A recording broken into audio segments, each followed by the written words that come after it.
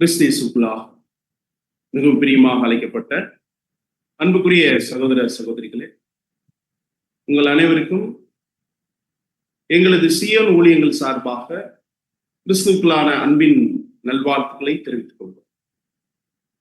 அன்புக்குரிய சகோதர சகோதரிகளே,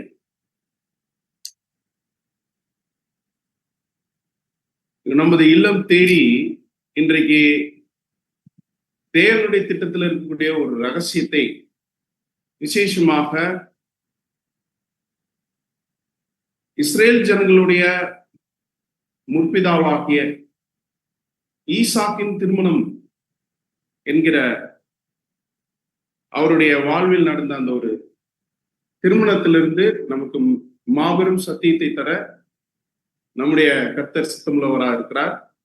முதலாவது அவருக்கே ஸ்துதியும் ஸ்தோத்திரங்களையும் நாம் ஏற்றுக்கொண்டு இந்த பாடத்திற்குள்ளாக நாம் கடந்து செல்லலாம்.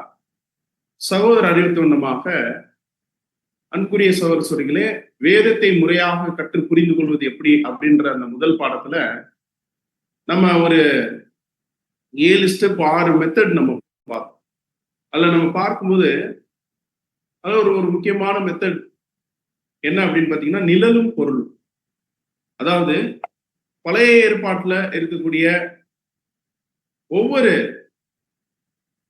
சம்பவங்களும் புதிய ஏற்பாட்டுல இருக்கக்கூடிய நமக்கு எப்பேற்பட்ட பொருளை தருகிறது என்கிற அடிப்படையில, அதாவது அந்த பொருள் அப்படின்றது எப்படின்னா ஒரு ஆவிக்குரிய ஒரு பொருளாக எப்படி இருக்குது, இன்னும் அந்த பழைய ஏற்பாட்டு சம்பவத்துல நாம ஒரு கதாபாத்திரமாக அதுல நம்ம எப்படி வர்றோம் அப்படின்ற ஒரு மாபெரும் அதிசயத்தக்க ஒரு ஆச்சரியம் கலந்த ஒரு சத்தியத்தை நாம பழைய ஏற்பாட்டுல இருக்கக்கூடிய ஒவ்வொரு சம்பவத்திலையும் நாம் பார்க்க முடியும். இந்த மாதிரி நம்ம ஒரு சூழ்நிலையை கர்த்தர் இந்த நாட்கள்ல வாய்த்திருக்கும் போது இன்னைக்கு அநேகர் என்ன பண்றது இல்லைன்னா அந்த பழைய ஏற்பாட்டை என்ன பண்ணிருக்கிறது இல்லைன்னா படிக்கிறது இல்லை. ஜாஸ்தி ஜனங்கள் படிக்கிற ஒரு புஸ்தகம் அப்படின்னு பாத்தீங்கன்னா அது புதிய ஏற்பாடாதான் இருக்கு. ஏன் அந்த பழைய ஏற்பாட்டை அவங்க படிக்கிறது இல்லை அப்படின்னு பாத்தீங்கன்னா, அதுல நிறைய வரலாறுகள், அதாவது அவங்களை பொறுத்த கதைகள்னு சொல்லுவாங்க, கதைகள் இல்ல நடந்த சரித்திரம் சம்பவம் வரலாறுகள் இருக்கும். ராஜாக்கள் புஸ்தகம் இருக்கும், இஸ்ரேல் ஜனங்களுடைய வாழ்க்கை குறித்ததான அத்தனை காரியங்கள் இருக்கும்.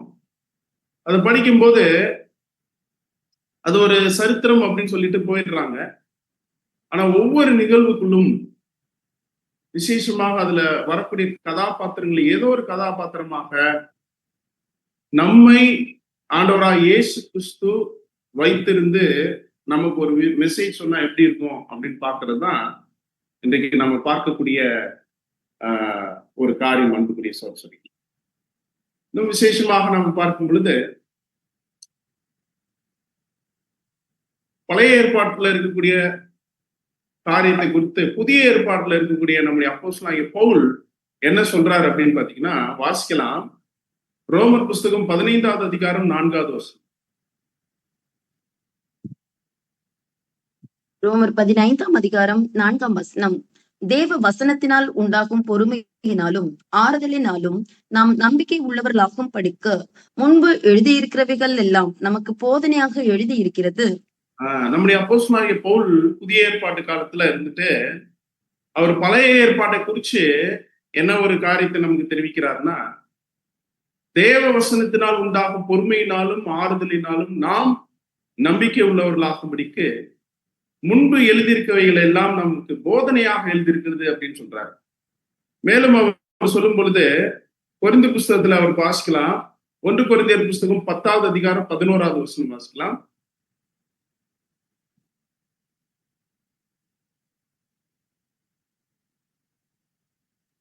1 கொரிந்தியர் 10ஆம் அதிகாரம் 11ஆம் வசனம். இவைகள் எல்லாம் திருஷ்டாந்தங்களாக அவர்களுக்கு சம்பவித்தது உலகத்தின் முடிவு காலத்தில் உள்ள நமக்கு எச்சரிப்பு உண்டாக்கும்படி எழுதப்பட்டும் இருக்கிறது. அன்புக்குரிய சகோதரர்களே, நம்ம பார்க்கும் பொழுது இதுல என்ன அப்படின்னு பாத்தீங்கன்னா,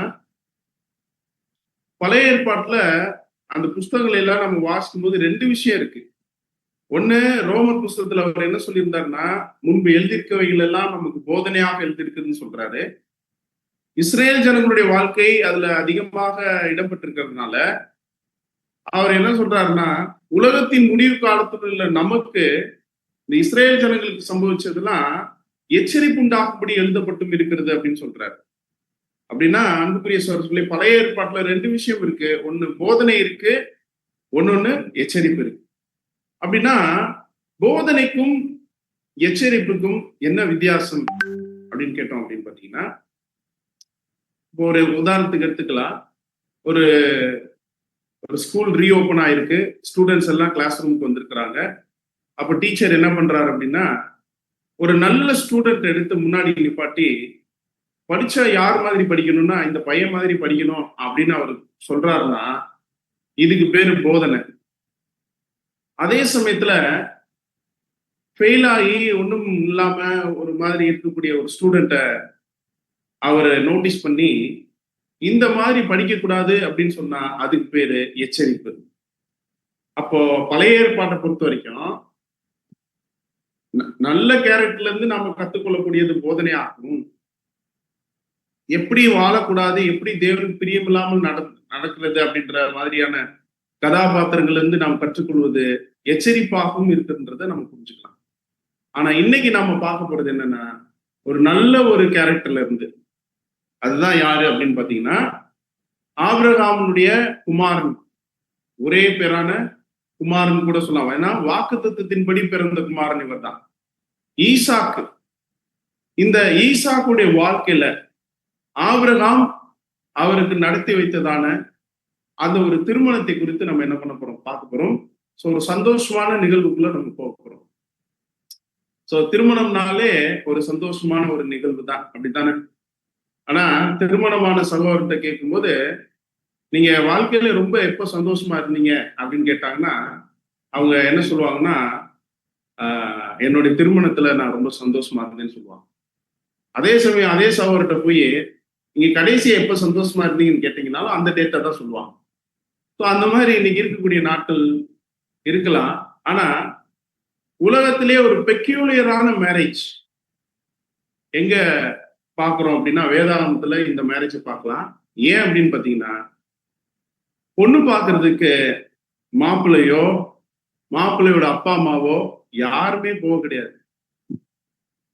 இது அது மட்டும் இல்லாம மாப்பிள்ளையே பார்க்காம, மணவாளனே காணாமல் திருமணத்துக்கு சம்மதித்த ஒரு மணவாட்டி, ஒரு பெண்.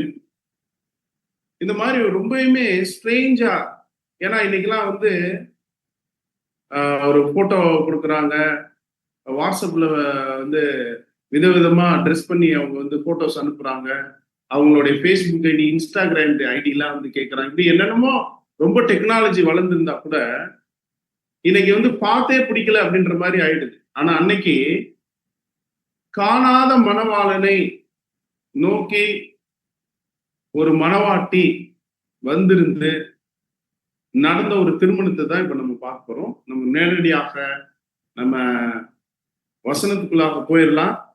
ஸோ இந்த சம்பவம் இடம்பெற்றிருக்கிற புஸ்தகம் ஆதியாகமம்.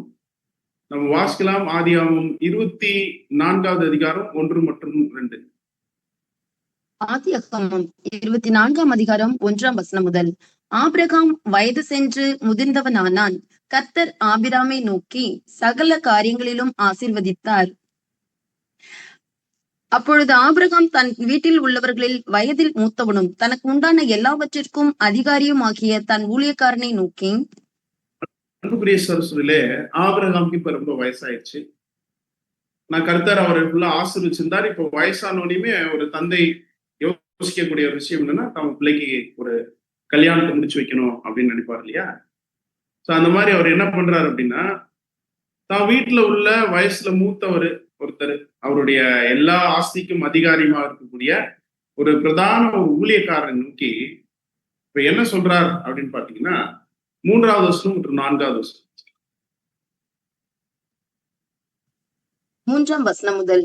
நான் குடியிருக்கிற கானானியருடைய குமார்த்திகளில் நீ என் குமாரனுக்கு பெண் கொள்ளாமல் நீ என் தேசத்துக்கும் என் இனத்தாரிடத்துக்கும் போய் என் குமாரனாகிய ஈசாக்குக்கு பெண் கொள்வேன் என்று வானத்துக்கு தேவனும் பூமிக்கு தேவனுமாகிய கர்த்தர் பேரில் எனக்கு ஆணையிட்டு கொடுக்கும் படிக்க நீ உன் கையை என் தொடையின் கீழ் வை என்றான்.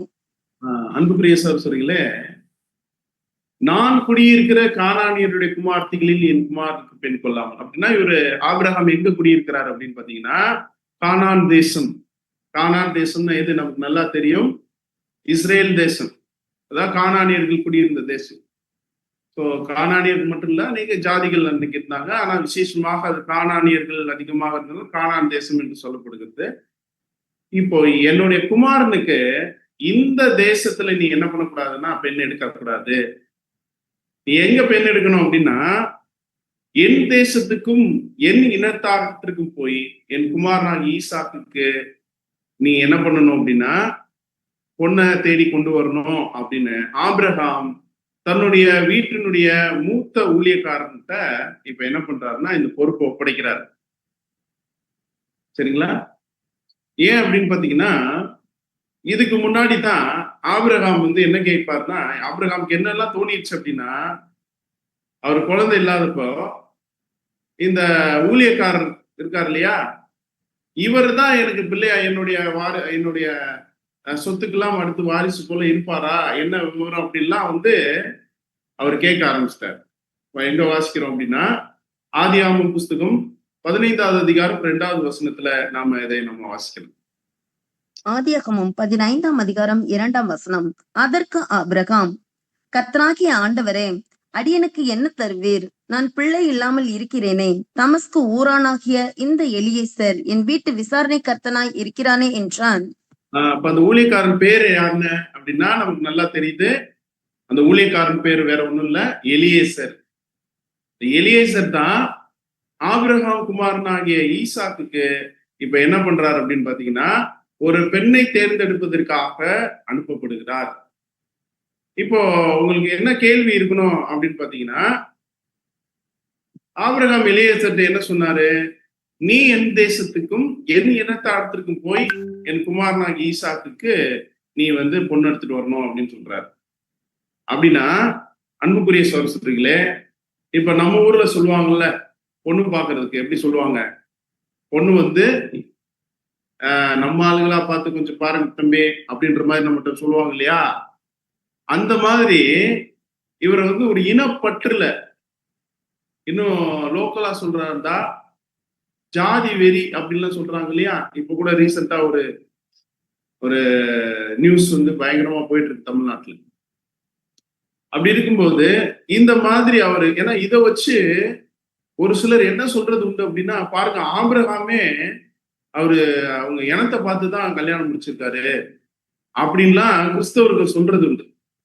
சோ இது ஒரு கொஸ்டின் போட்டு வைங்க, ஏன் ஆபிரகாம் நீ என் தேசத்துக்கும் என் இனத்தாரத்திற்கும் போய் என் குமாரனாகி ஈசாக்குக்கு பெண் பெண்ணை பார்த்துட்டு வா அப்படின்னு சொன்னாரு அப்படின்றத ஒரு கொஸ்டின் போட்டு வைங்க. இந்த பாடத்துல இதுக்கான ஒரு ஆன்சர் நம்ம பார்த்துடலாம்.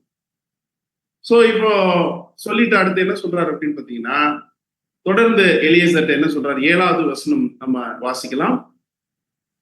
7ஆம் வசனம்.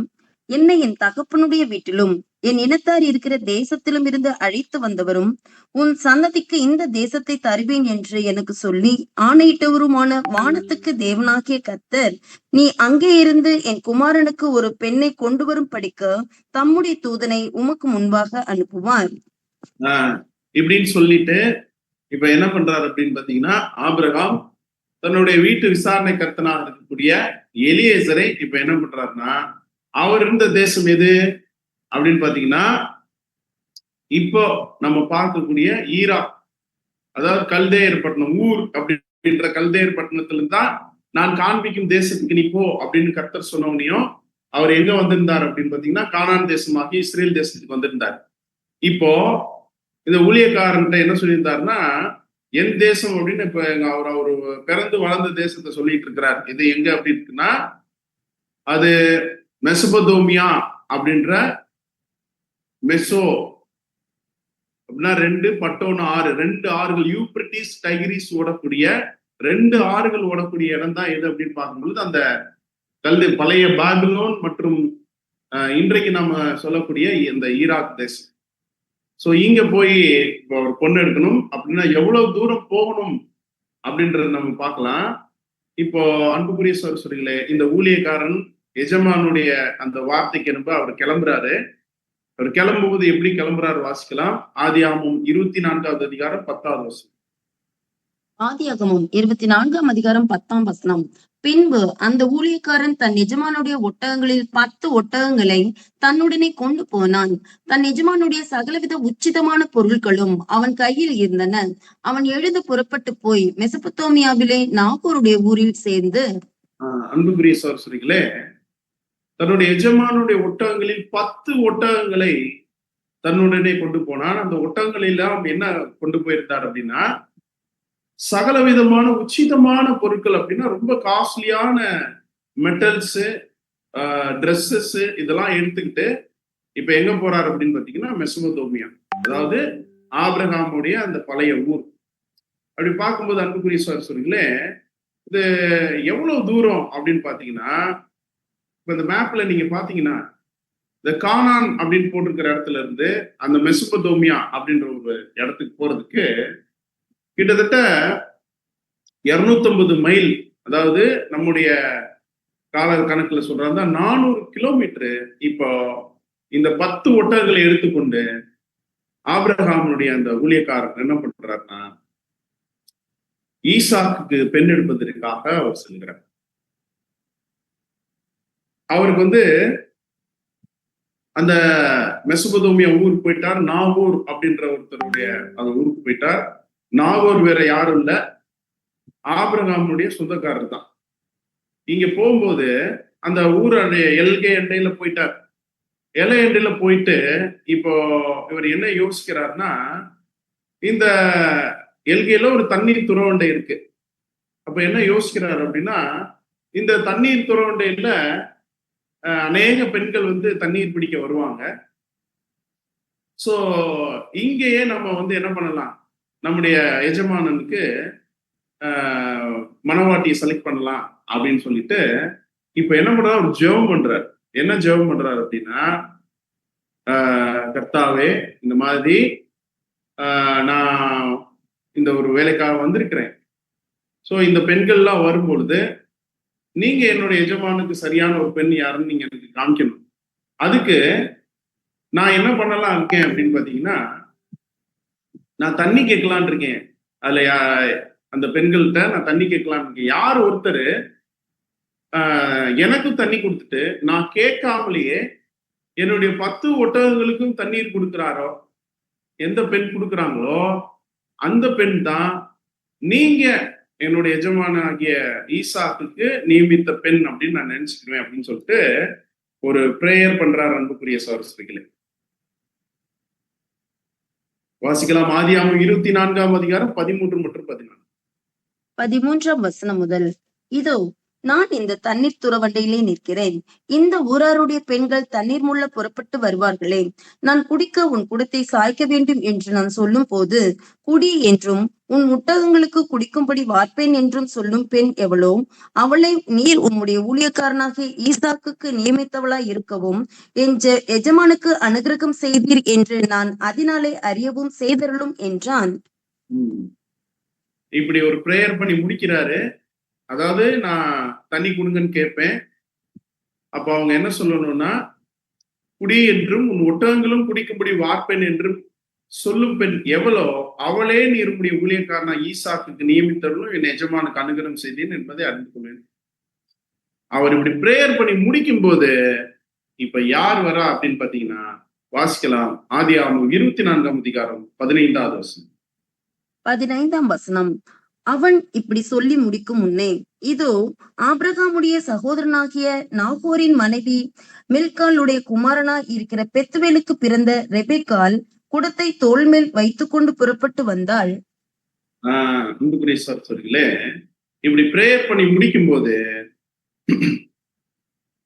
யார் வரா அப்படின்னா, ஆபிரகாமுடைய உறவினர்கள்ல ஒருத்தராக இருக்கக்கூடிய அதாவது சகோதரன் வழியில வரக்கூடிய நாகோரின் மனைவி மில்காலுக்கு குமாரனா இருக்கிற பெத்தேலுக்கு பிறந்த ரெபேக்கால் குடத்தை தோள் மீது வைத்துக் கொண்டு புறப்பட்டு வந்தார். அப்படின்னா பாருங்க, இவருடைய பிரேயர் வந்து இங்க இப்ப கேட்கப்படுது. இதுல என்ன ஒரு விஷயம் அப்படின்னு பாத்தீங்கன்னா, இந்த பெண்ணை குறிச்சு என்ன சொல்லப்பட்டிருக்குன்னா, அந்த பெண் மகா ரூபவதியும் புருஷனை அறியாத கன்னிகையுமா இருந்தால் அவள் துறவில் இறங்கி தன் குடத்தை நிரப்பி கொண்டு வந்தாள் என்று பார்க்கிறோம். சில வேதாகமத்துல யாரையாவது பார்த்து ரூபவதி அப்படின்னு சொன்னாலே ரொம்ப அழகா இருப்பாங்க. ரெபேக்கால பத்தி என்ன சொல்லப்பட்டிருக்கு அப்படின்னு பாத்தீங்கன்னா, அந்த பெண் மகா ரூபவதியும். அப்படின்னா இப்ப நம்ம ஆளுங்க பொண்ணு பார்க்க போகும்போது பொண்ணு எப்படி இருக்கணும்னு சொல்லுவாங்க. நமக்கே நல்லா தெரியும், பொண்ணு பார்க்கறதுக்கு எப்படி இருக்கணும், அழகா இருக்கணும், இல்லைன்னா கொஞ்சம் லட்சணமாவது இருக்க வேணாமாங்க அப்படிலாம் என்ன பண்ணுவாங்கன்னா கேட்பாங்க. ஆனா இங்க இந்த அம்மா எப்படி இருக்காங்கன்னா மகா ரூபவதி. அப்படின்னா எலியேசர் அந்த வந்திருந்த பெண்கள்ல யாருக்கிட்ட தான் தண்ணி கேட்டிருக்க வாய்ப்பு இருக்கு அப்படின்னா நிச்சயமா ரெபேக்கால்கிட்ட கேட்கறதுக்கு தான் வாய்ப்பு இருக்கு. அதே போல எலியேசரும் ரெபேக்கால்கிட்ட தான் தண்ணி கேட்கிறார். அப்படி தண்ணி கேட்டுட்டார். தண்ணி கேட்கும் போது என்ன ஒரு ஆச்சரியம் அப்படின்னு பாத்தீங்கன்னா, இந்த அம்மா எலியேசருக்கும் தண்ணீர் கொடுத்துட்டு அந்த அவர் உடன் வந்திருந்த அந்த ஏன்னா எத்தனை கிலோமீட்டர் நம்ம பாக்குறோம், 400 கிலோமீட்டர். அது கூட வந்திருந்த 10 ஒட்டகங்களுக்கும் இப்ப என்ன பண்றாங்க அப்படின்னா தண்ணீர் வார்த்து அவங்க கொடுக்குறாங்க. மிக காரணியம், ஒரு இரக்கம் அந்த வாயில்லா ஜீவன்கள் மேல இவங்களுக்கு இருந்திருக்கு. சோ இப்போ அவங்க தண்ணி எடுத்து கொடுக்குறாங்க. இப்போ அந்த அம்மா அந்த இந்த காலத்துல ஒரு படார்னு ஒரு வாளியை போட்டு சரசரன்னு இறச்சி இப்படி இறக்கி ஊத்துறது இல்ல. அன்னைக்கு என்ன தண்ணீர் துறவுன்னா அது துறவுல இறங்கி அதுல வந்து எடுத்துக்கொண்டு ஏறி வரணும். அதனாலதான் வசனம் கூட தண்ணீர் நிரப்பி கொண்டு ஏறி வந்தால் அப்படின்றது. இப்போ என்ன பண்றாங்கன்னா இந்த மாதிரி எலியேசருக்கு கொடுத்தது மாத்திரமல்ல, அந்த 10 ஒட்டகங்களுக்கும் தண்ணி கொடுக்குறாங்க. அப்படின்னா எவ்வளவு தண்ணி இறைச்சி ஊத்தி இருக்க வாய்ப்பு இருக்கு அப்படின்னு கேட்டீங்கன்னா, அன்புக்குரிய சகோதரர்களே, ஒட்டகம் எவ்வளவு தண்ணி குடிக்கும் அப்படின்றத நம்ம தெரிஞ்சு வச்சிருக்கணும். எவ்வளவு தண்ணி குடிக்கும் ஒரு ஒட்டகம், எவ்வளவு தண்ணி குடிக்கும், எத்தனை செம்பு தண்ணி குடிக்கும் அப்படின்னு கேட்கலாமா, எத்தனை குடம் தண்ணி குடிக்கும்னு கேட்கலாமான்னு பாத்தீங்கன்னா, எத்தனை குடம் தண்ணி குடிக்கும் தான் கேட்கறது சரியா இருக்கு. ஏன் அப்படின்னு பாத்தீங்கன்னா, ஒரு ஒட்டகம் 90 கேலன் தண்ணி குடிக்கும். 90 கேலன் அப்படின்ற கணக்குல சொன்னா நமக்கு புரியாது, லிட்டர் கணக்குல சொல்லலாம்.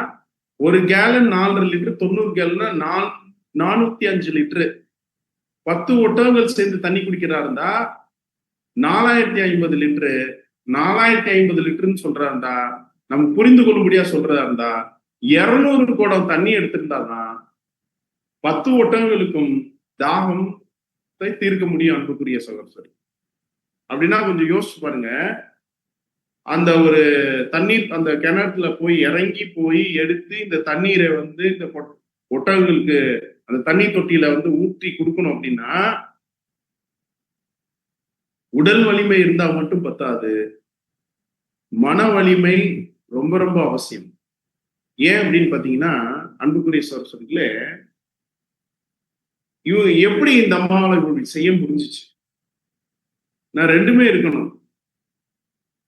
அப்ப அவங்கள பார்க்கும்போது அவங்க குடத்தை தோல் மேல் வைத்து வந்தாங்கன்னு பாக்குறோம். எல்லாரும் இடுப்புல வச்சுட்டு தான் வருவாங்க, ரெபேக்கால் தோல்ல வச்சுட்டு வந்திருக்காங்க.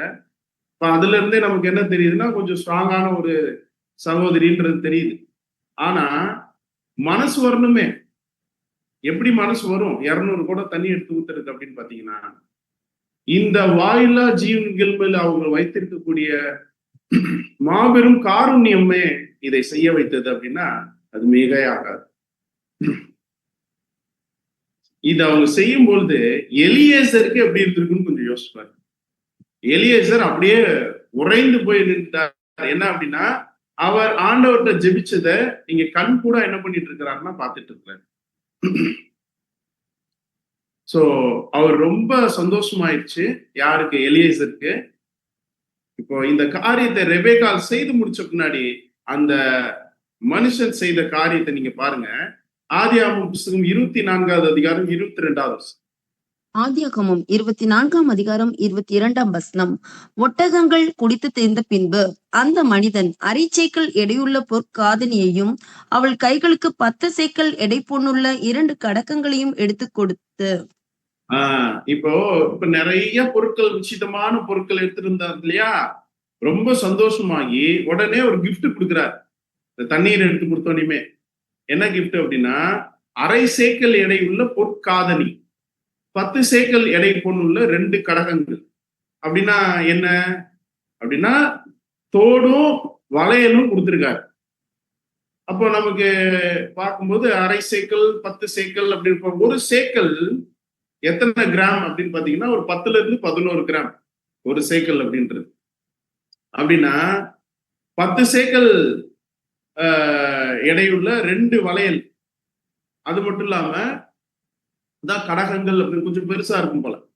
அதுக்கப்புறம் அரை சேக்கல் எடையுள்ள பொற்காதனி அப்படின்னு பாத்தீங்கன்னா கிட்டத்தட்ட அன்புக்குரிய சரஸ்வதிகளே என்ன அப்படின்னா அரைப்பவுன்னு தோடும் கிட்டத்தட்ட ஒரு 10-12 பவுனு இருக்கத்தக்கதான வளையலும் என்ன பண்ணிருக்காருன்னா கொடுத்திருக்காரு. தோடும் வளையலும் கொடுத்திருக்காரு. இந்த கூட வந்து இந்த தோழிமார்களுக்கு எப்படி இருந்திருக்கும், இல்ல மற்ற ஸ்திரீகளுக்கு எப்படி இருந்திருக்கும், இப்படி தெரிஞ்சிருந்தா நாம எடுத்து ஊத்தி இருக்கணும் போலயே அப்படிலாம் கூட நினைச்சிருக்கலாம். ஆனா இந்த விஷயம் ரொம்ப நல்லா கவனிக்கணும். இந்த காரியம் செய்து முடித்த முன்னாடி எலியேசர் கையில இருந்து இந்த அம்மாவுக்கு 2 விதமான கிஃப்ட் என்ன ஆகுது அப்படின்னு பாத்தீங்கன்னா கிடைக்குது. ஒண்ணு தோடு, ஒண்ணு வளையல் அப்படின்றத பார்க்கணும்.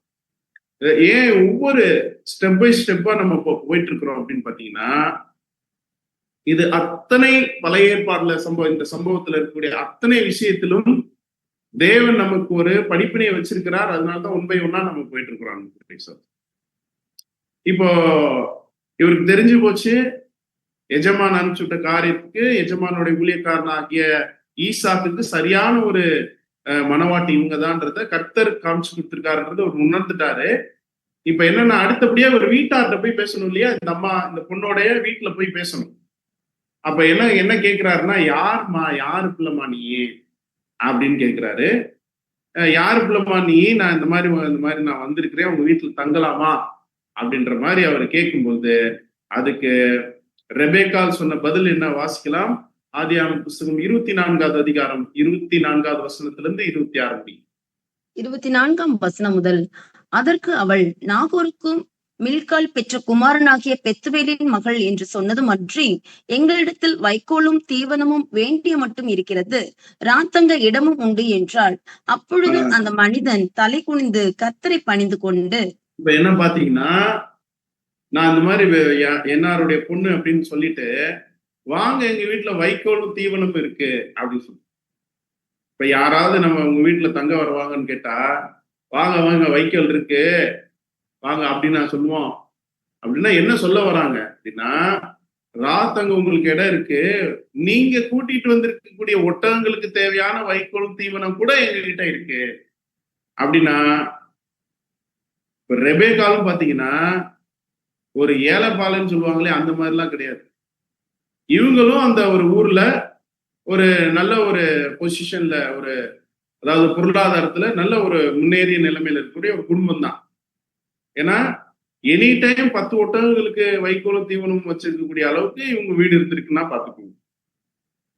அப்படி இருக்கும்போது இப்ப அந்த மனிதன் கர்த்தரை பணிந்து கொண்டு இப்ப நேரம் எங்க போறாரு அப்படின்னு பாத்தீங்கன்னா, ரெபேக்கால் வீட்டுக்கு போறார். ரெபேக்கால் வீட்டுக்கு போன உடனே நம்ம வீட்டுக்கு ஒருத்தர் கெஸ்ட் வந்துட்டா என்ன பண்ணுவோம், வாங்க அப்படின்னு கூப்பிட்டு என்ன கொடுப்போம், காஃபி டீ இந்த மாதிரி ஏதாவது கொடுப்போம். சாப்பிட்றீங்களான்னு கேட்போம். தோசை மாவு இருக்கு ஊத்தி கொடுக்குறோமா, இந்த மாதிரி ஏதாவது கேட்போம் இல்லையா? அந்த மாதிரி அவங்க நைட் டின்னர் பண்றாங்க. டின்னர் பண்ணிட்டு இப்ப என்ன பண்றாங்க அப்படின்னா, அவர் முன்னாடி வைக்கிறாங்க.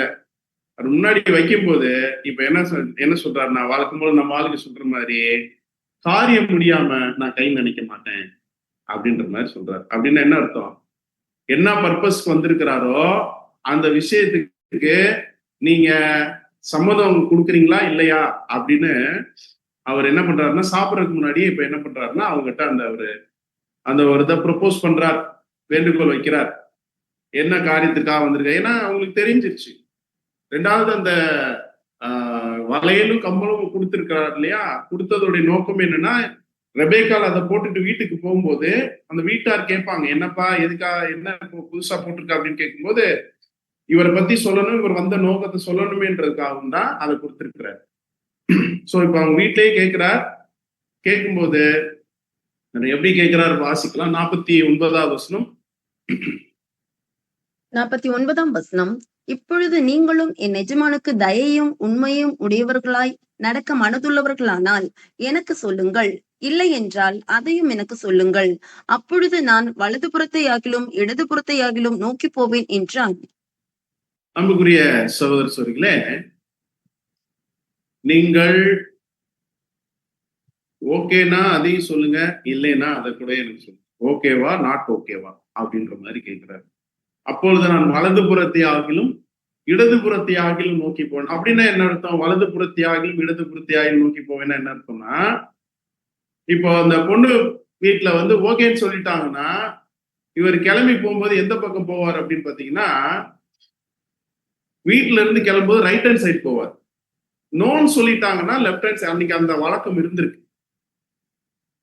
அப்போ அன்புக்குரிய சகோதரிகளே, அந்த ஊராரே என்ன தெரிஞ்சுக்குவாங்கன்னா, இந்த மாதிரி பொண்ணு பார்க்க வந்திருக்கிற இடத்துல அந்த வீட்டுக்கு வந்தவங்க வலது பக்கம் போயிட்டாங்கன்னா இந்த சம்பந்தம் முடிஞ்சிருச்சு அப்படின்னு ஊரார் கூட நினைச்சுக்குவாங்க. அப்படி ஒரு வழக்கம் இருந்திருக்கு. அதைத்தான் சொல்றார். இப்படி அப்ப சொல்லுங்க ஓகேவா நாட்டு ஓகேவான்னு சொல்லும்போது, இப்போ அந்த ரெபேக்காளுடைய சகோதரனும் அவங்க அப்பாவும் 2 பேரும் சேர்ந்து என்ன சொல்றாங்கன்னா, இந்த காரியம் கர்த்தரால் வந்தது அப்படின்னு சொல்றாங்க. நீங்க அநேக கல்யாண பத்திரிகையில மேல பார்த்திருப்பீங்க இந்த வசனம். ஆதியாகமம் புஸ்தகம் 24வது அதிகாரம் 50வது வசனம். இந்த காரியம் கர்த்தரால் வந்தது அப்படின்னா யோசிச்சு பாருங்க. நம்ம ஆளுங்க இந்த வசனம் போடுறதுலாம் கரெக்டான்னு கொஞ்சம் யோசிச்சு பாருங்க. ஏன் அப்படின்னா என்ன பண்ணுவாங்க தெரியுமா? 50 பவுனுக்கு குறையக்கூடாதுங்க, 100 பவுனுக்கு குறையக்கூடாது, பையனுக்கு ஒரு புல்லட் வாங்கி கொடுத்துடணும், லேட்டஸ்ட் ஆடி கார் வாங்கி கொடுத்தோம்னு இப்படி சொந்த வீடு இப்படி ஏகப்பட்ட டிமாண்ட் வச்சுட்டு அந்த பொண்ணு வீட்டார் ரொம்ப கஷ்டப்பட்டு அதை எப்படா ஒத்துக்கிறதுன்னு ஒத்துக்க முடியாம ஒத்துக்கிட்டு இருக்கும்போது பத்திரிகையில இந்த காரியம் கர்த்தரால் வந்ததுன்னு போட்டா கரெக்டா இருக்குமா? யோசிச்சு பாருங்க. ஆனா எது சரியானதுன்னா, இப்ப பாருங்க, ஜெபித்து கர்த்தருடைய ஆபிரகாமுடைய அந்த ஊழியக்காரன் ஜெபித்து இதே போல ஒரு அருமையான ஒரு வழிகாட்டுதல்ல வந்த ஒரு காரியம் தான் யாரால் வந்தது அப்படின்னு பார்ப்போம். இந்த காரியம் கர்த்தரால் வந்தது. அப்படின்னா ஓகே சொல்றாங்க, உங்க வீட்டார் சம்மதம் தெரிவிக்கிறாங்க. எலியேசர் ரொம்ப ஹாப்பி ஆயிட்டு இப்ப என்ன பண்றாருன்னா, அந்த வீட்டாருக்கும் சில கிஃப்ட்ஸ் வந்து எடுத்து கொடுக்குறாரு. வாசிக்கலாம். ஆதியாகமம் 24:53. ஆதியாகமம் 24ஆம் அதிகாரம் 53ஆம் வசனம். பின்பு அந்த ஊழியக்காரன் வெள்ளி உடைமைகளையும் பொன் உடைமைகளையும் வஸ்திரங்களையும் எடுத்து ரெபேக்காலுக்கு கொடுத்ததும் அன்றி அவளுடைய சகோதரனுக்கும் தாய்க்கும் சில உச்சிதங்களையும் கொடுத்தான். அன்புக்குரிய சகோதரிகளே, இப்போ ஃபர்தரா என்னென்ன கொடுக்குறாருன்னா, வெள்ளி உடைமை, பொன்னுடைமை, வஸ்திரங்கள். வஸ்திரங்கள்னா விலை உயர்ந்த வஸ்திரங்கள். அந்த நாட்கள்ல ஒரு கோல்டு சில்வருக்கு ஈக்குவலா வஸ்திரங்கள் இருந்ததாக பார்க்கணும். இன்னைக்கு இருக்கு. இன்னைக்கு வந்து உங்களுக்கு வந்து ஒரு பிரீமியம் கலெக்ஷன் வச்சிருக்கிறோம் எங்க டெக்ஸ்டைல்ஸ். நீங்க வந்து பாக்குறீங்களா சொன்னா அது கோல்டுக்கு ஈக்குவலா சொல்லுவாங்க அந்த ட்ரெஸ். ஸோ அன்னைக்கு அதே மாதிரி இருந்திருக்கு. ஸோ இதெல்லாம் அந்த வீட்டாருக்கு வந்து கொடுத்துருக்காங்க. கொடுத்தாச்சு. ரொம்ப சந்தோஷம். எல்லாரும் சாப்பிட்டாங்க. டின்னர் நைட்டு முடிஞ்சு அடுத்த நாள் காலையில விடிஞ்சிருச்சு. விடிஞ்சவனையும் இப்ப எலியேசர் என்ன பண்றாருன்னா, ஓகே ரொம்ப சந்தோஷம், இந்த காரியம் கர்த்தரால் வந்தது அப்படின்னு சொன்னீங்க, ரொம்ப சந்தோஷம், சரி ரைட் நான் கிளம்புறேன், பொண்ணை என் கூட அனுப்புங்க அப்படின்றாரு. சொல்லும்போது இந்த வீட்டார் என்ன சொல்றாங்க தெரியுமா? வாசிக்கலாம். ஆதியாகமம் புஸ்தகம் 24வது அதிகாரம் 55வது. அப்பொழுது அவள் சகோதரனும் அவள் தாயும் 10 நாளாகிலும் பெண் எங்களோடு இருக்கட்டும், பிற்பாடு போகலாம் என்றார்கள். என்ன சொல்றாங்க? 10 நாள் என்னங்க வந்தீங்க, இப்போ கேட்டீங்க, நாங்களும் சரின்னு சொன்னோம், உடனே கூட்டிட்டு போறீங்க, ஒரு 10 நாள் பொண்ணு இருக்கட்டுங்க, அதுக்கப்புறம் போலாம், நீங்களும் இருங்க, 10 நாள் கழிச்சு போலாம் அப்படின்றாங்க. எலியேசர் டென்ஷன் ஆயிட்டார். நைட்டு தான் என்ன சொன்னீங்க? இந்த காரியம் கர்த்தரால் வந்ததுன்னு சொல்லிட்டு எல்லாம் சம்மதம்லாம் தெரிவிச்சுட்டு இப்ப 10 நாள் இருக்கட்டும் அப்படின்னு சொன்னா என்ன அப்படின்னு சொல்லிட்டு இவங்களுக்குள்ள என்ன ஆகுது அப்படின்னு பாத்தீங்கன்னா, இந்த பேச்சுவார்த்தை இப்படி கொஞ்சம் போயிட்டு இருக்கும்போது, சரி விடுங்க, உங்களுக்கு வேணாம் நமக்கு வேணாம், பொண்ணை கூப்பிட்டு கேட்டுருவோம். பொண்ணு ஓகே அப்படின்ட்டா நான் கூட்டிட்டு போறேன் அப்படின்னு சொல்லிட்டு, இப்ப அவங்களே என்ன சொல்றாங்கன்னா, பொண்ணை கூப்பிட்டு கேட்டுருவோம் அப்படின்னு சொல்லிட்டு, இப்ப ரெபேக்கால கூப்பிட்டு என்ன கேட்கிறாங்க அப்படின்னா, வாசிக்கலாம். ஆதியாகம புஸ்தகம் 24வது அதிகாரம் 58வது வசனம். 58ஆம் வசனம். ரெபெக்காளை அழைத்து, நீ இந்த மனிதனோட கூட போகிறாயா என்று கேட்டார்கள். அவள் போகிறேன் என்றாள். என்ன சொல்லிட்டாங்க ரெபேக்கால்? என்னப்பா போறியாப்பா, இந்த மனிதனோட கூட போகிறாயா அப்படின்னு கேட்கும்போது ரெபேக்கால் போகிறேன் அப்படின்ட்டாங்க. ரொம்ப கொஞ்சம் யோசிச்சு பாருங்க, எப்படி ரெபேக்கால் இப்படி போறேன்னு சொன்னாங்க. ஏன் அப்படின்னு பாத்தீங்கன்னா, தான் திருமணம் முடிக்கக்கூடிய அந்த ஒரு மனிதன் எப்படிப்பட்டவர், அதாவது நம்ம சொல்லுவோம் இல்லையா, மாப்பிள்ள ஹைட்டா குட்டையா, கலரா இருப்பாப்லையா, குண்டா ஒல்லியா, முடியெல்லாம் இருக்குவாங்க, நல்லா முடியெல்லாம் வச்சிருப்பாரா அப்படின்லாம் கேட்போம் இல்லையா. ஏன்னா பார்க்கவே இல்லை பாருங்க, இது எதுவுமே கேட்கல. படிச்சவரா படிக்காதவரா என்ன இல்லை, எவ்வளவு கேட்போம் நம்ம. அது மாதிரி இவங்க எது கேட்டாங்களா கேட்கலையான்னு தெரியல. ஆனா மனிதனுடைய போகிறாயா அப்படின்னு சொல்லும்போது போறேன் அப்படின்ட்டாங்க. அப்படின்னா ஈசாக்கை எவ்வளவு தூரம் பிடிச்சிருந்தா அவங்க போறேன் அப்படின்னு சொல்லியிருப்பாங்க. ஏன்னா இந்த அம்மா சாதாரண ஒரு பெண்ணும் இல்ல. இவங்க எப்படிப்பட்டவங்க அப்படின்னு பார்க்கும் பொழுது ஒரு தெய்வ பக்தியுள்ள ஒரு குடும்பத்தை சார்ந்த ஒரு பெண் இவங்க. அது மட்டும் இல்லாம மகா ரூபவதி, ரொம்ப வசதியான ஒரு குடும்பத்துல இருக்கக்கூடிய ஒரு பெண். அப்படி இருக்கும்போது போறேன் அப்படின்னு சொல்றாங்கன்னா எப்படி சொன்னாங்க, எப்படி சொன்னாங்க? அந்த மாப்பிள்ளை பார்த்ததே கிடையாது, அவர் எப்படி இருப்பாருன்னே தெரியாது. ஒரு மாதிரி ஒரு ஏதாவது ஒரு குறைய சொல்லி அப்படி இருந்துட்டா என்ன பண்றது, யாராவது சொன்னா கூட மனசு கலைஞ்சிடும். ஆனா இவங்க என்ன சொல்றாங்க ஸ்ட்ராங்கா, இந்த மனிதனுடைய கூட போகிறாயா அப்படின்னு கேட்கும்போது போகிறேன் அப்படின்னு. சோ இது 2வது கேள்வி நீங்க போட்டு வச்சுக்கோங்க. முதல் கேள்வி என்ன கேட்டிருந்தோம் பாடத்தோடைய ஆரம்பத்துல, ஆபிரகாம் என்னுடைய தேசத்துல என்னுடைய இனத்தார்கிட்ட போய் பெண் எடுத்துட்டு வா அப்படின்னு சொல்லும் போது, ஆபிரகாமுக்கு அந்த இனவெறி இருந்ததா, ஜாதி பற்று இருந்ததா அப்படின்லாம் கேட்டிருக்கோம், ஒரு கொஸ்டின் வச்சிருக்கிறோம். இப்ப 2வது கேள்வி என்னன்னா, எப்படி ரெபேக்கால் இந்த எலியேசரோட கூட போகிறேன் அப்படின்னு சொன்னாங்க, எந்த ஒரு காரணத்துல சொன்னாங்க, ரைட்? இப்ப இவங்களால ஒன்றும் செய்ய முடியல. இப்போ ரெபேக்கால் கிளம்பிட்டாங்க. அவங்க போற முன்னாடி ஆசீர்வதிக்கிறாங்க. எப்படி ஆசீர்வதிக்கிறாங்க வாசிக்கலாம். ஆதியாகமம் 24வது அதிகாரம் 60வது வசனம். ஆதியாகமம் 24ஆம் அதிகாரம் 60ஆம் வசனம். ரெபெக்காளை வாழ்த்தி, எங்கள் சகோதரியே, நீ கோடியாய் பெருகுவாயாக, உன் சந்ததியார் தங்கள் பகைஞருடைய வாசல்களை சுதந்திரித்துக் கொள்வார்களாக என்று ஆசீர்வதித்தார்கள். நீ கோடியாக பெறுவாயா. கோடி நம்ம ஆளுங்க 16 பெற்றுன்ற மாதிரி இவங்க எவ்வளவா பெருகுவாங்களாமா, கோடியா பெருகுவாங்களாம் அப்படின்னு ஆசீர்வதிக்கிறாங்க. அப்படின்னா ஒரு கோடிக்குள்ள பெத்துக்க முடியுமா, என்ன விவரம்னு தெரியல. இப்படிதான் ஆசீர்வதிச்சிருக்கிறாங்க. இதுக்கும் என்ன அர்த்தம்னு நம்ம பார்ப்போம், ரைட்? சோ இப்போ ரெபேக்கால் தன்னுடைய தோழிமார்களோடு சேர்ந்து கானான மணவாளனை நோக்கி சுமார் 400 கிலோமீட்டர் பயணத்தை தொடர ஆரம்பிக்கிறாங்க. ஒரு முற்றிலுமாக இது ஒரு வனாந்திரமான, ஏதாவது அந்த சூழ்நிலை ஒரு நேஷனல் ஹைவேயா 4-வே ட்ராக்கா போட்டு போயிருக்கிறாங்க கார்ல அப்படின்னு பாத்தீங்கன்னா இல்ல. நமக்கு தெரியும் அந்த அதே ஒட்டகங்கள்லாம் அவங்க திருப்பி போகணும். என்ன சூழ்நிலை, தட்பவெப்ப நிலை எப்படி இருக்குன்னு தெரியாது. வெயில் அடிக்குமா, மழை அடிக்குமா, காற்று அடிக்குமா, எப்படி இருக்கு வழியில, போதுமான அளவு உணவுகள் கிடைக்குமா, தண்ணீர் கிடைக்குமா, என்னன்னாலும் சரி இந்த ஒரு சூழ்நிலையில அவங்களுடைய நோக்கம்லாம் யார் மேலதான் இருந்துச்சு அப்படின்னா, காணாத மணவாளன் ஈசாக்கை குறித்ததாக இருந்தது. இப்படி போயிட்டே இருக்கிறாங்க. இப்போ வாசிக்கிறோம் ஆதியாகமம் 24:62. ஆதியாகமம் 24 அதிகாரம் 62 ஈசாக்கு தென் தேசத்தில் குடியிருந்தான். அப்பொழுது அவன் லகாய் ரோகி எனப்பட்ட துறவின் வழியாய் புறப்பட்டு வந்தான். ஈசாக்கு தென் தேசத்தில் குடியிருந்தான். அதாவது ஒரு முக்கியமான ஒரு வார்த்தை. அவர் எங்க இருந்தார்னா தென் தேசத்துல இருந்தார். சோ இப்படி போக போக ரெபேக்காவுக்கு ஆர்வம் அதிகமாயிட்டே போகுது. நெருங்க நெருங்க எலியேசர்ட்ட என்ன கேட்டிருப்பாங்க, வந்துட்டோமா, பக்கத்துல வந்துட்டோமா அப்படிலாம் கேட்டுக்கிட்டே தான் போயிருந்திருப்பாங்க. அவரும் என்ன பண்ண, பக்கத்துல வந்துட்டோம், பார்க்க போறோம் அப்படிலாம் சொல்லியிருந்திருப்பாரு. சோ ஒரு நாள் ஈசாக்கு சாயங்கால வேளையில தியானம் பண்ண போயிருக்கும் போது இந்த ஒட்டகங்களை ஈசாக்கு பார்த்துட்டார். இவங்களும் ஈசாக்க பார்த்துட்டாங்க, இவங்களும் ஒட்டகத்துல இருந்தவங்களும். அப்போ என்ன கேட்கிறாங்க அப்படின்னா, ஆதியாகமம் 24:65 வாசிக்கலாம்.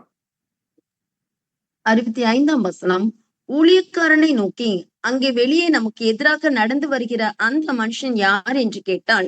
அவர்தான் என் எஜமான் என்று ஊழியக்காரன் சொன்னான். அப்பொழுது அவள் ஒட்டகத்தை விட்டு இறங்கி முக்காடிட்டு கொண்டாள். அன்புக்குரிய சரஸ்வரிகளே, யார் அவரு இந்த மாதிரி வராரு அப்படின்னு கேட்கும்போது எலியேசர் என்ன சொல்றாருன்னா, அவர் தான்ப்பா உன் மாப்பிள்ள, என்னுடைய எஜமான் அவர் தான் அப்படின்னு சொல்லும்போது, எஜமானா சின்ன எஜமான் அவர் தான் அப்படின்னு சொல்லும் போது, அப்பொழுது அவள் ஒட்டகத்தை விட்டிறங்கி முக்காடிட்டு கொண்டாள். இன்றைக்கும் ஆலயங்கள்ல சகோதரிகள் ஏன் தங்களுடைய தலையை அவர்கள் முக்காடிட்டுக் கொள்கிறார்கள் என்றால், இத ஒரு விஷயத்துல இருந்துதான். ஏன் அப்படின்னா, புருஷனுக்கு ஸ்திரீக்கு புருஷன் தலையாக இருக்கிறார். அதனால புருஷன் இருக்கும்போது நான் அவருடைய சரீரமாக இருக்கிறேன் என்பதை அடையாளப்படுத்தும் விதமாக தான் ஸ்திரீகள் தலைக்கு என்ன பண்றாங்கன்னா முக்காடிட்டு. சோ இப்போ என்ன அப்படின்னு வாசிக்கிறோம், சந்திச்சிட்டாங்க.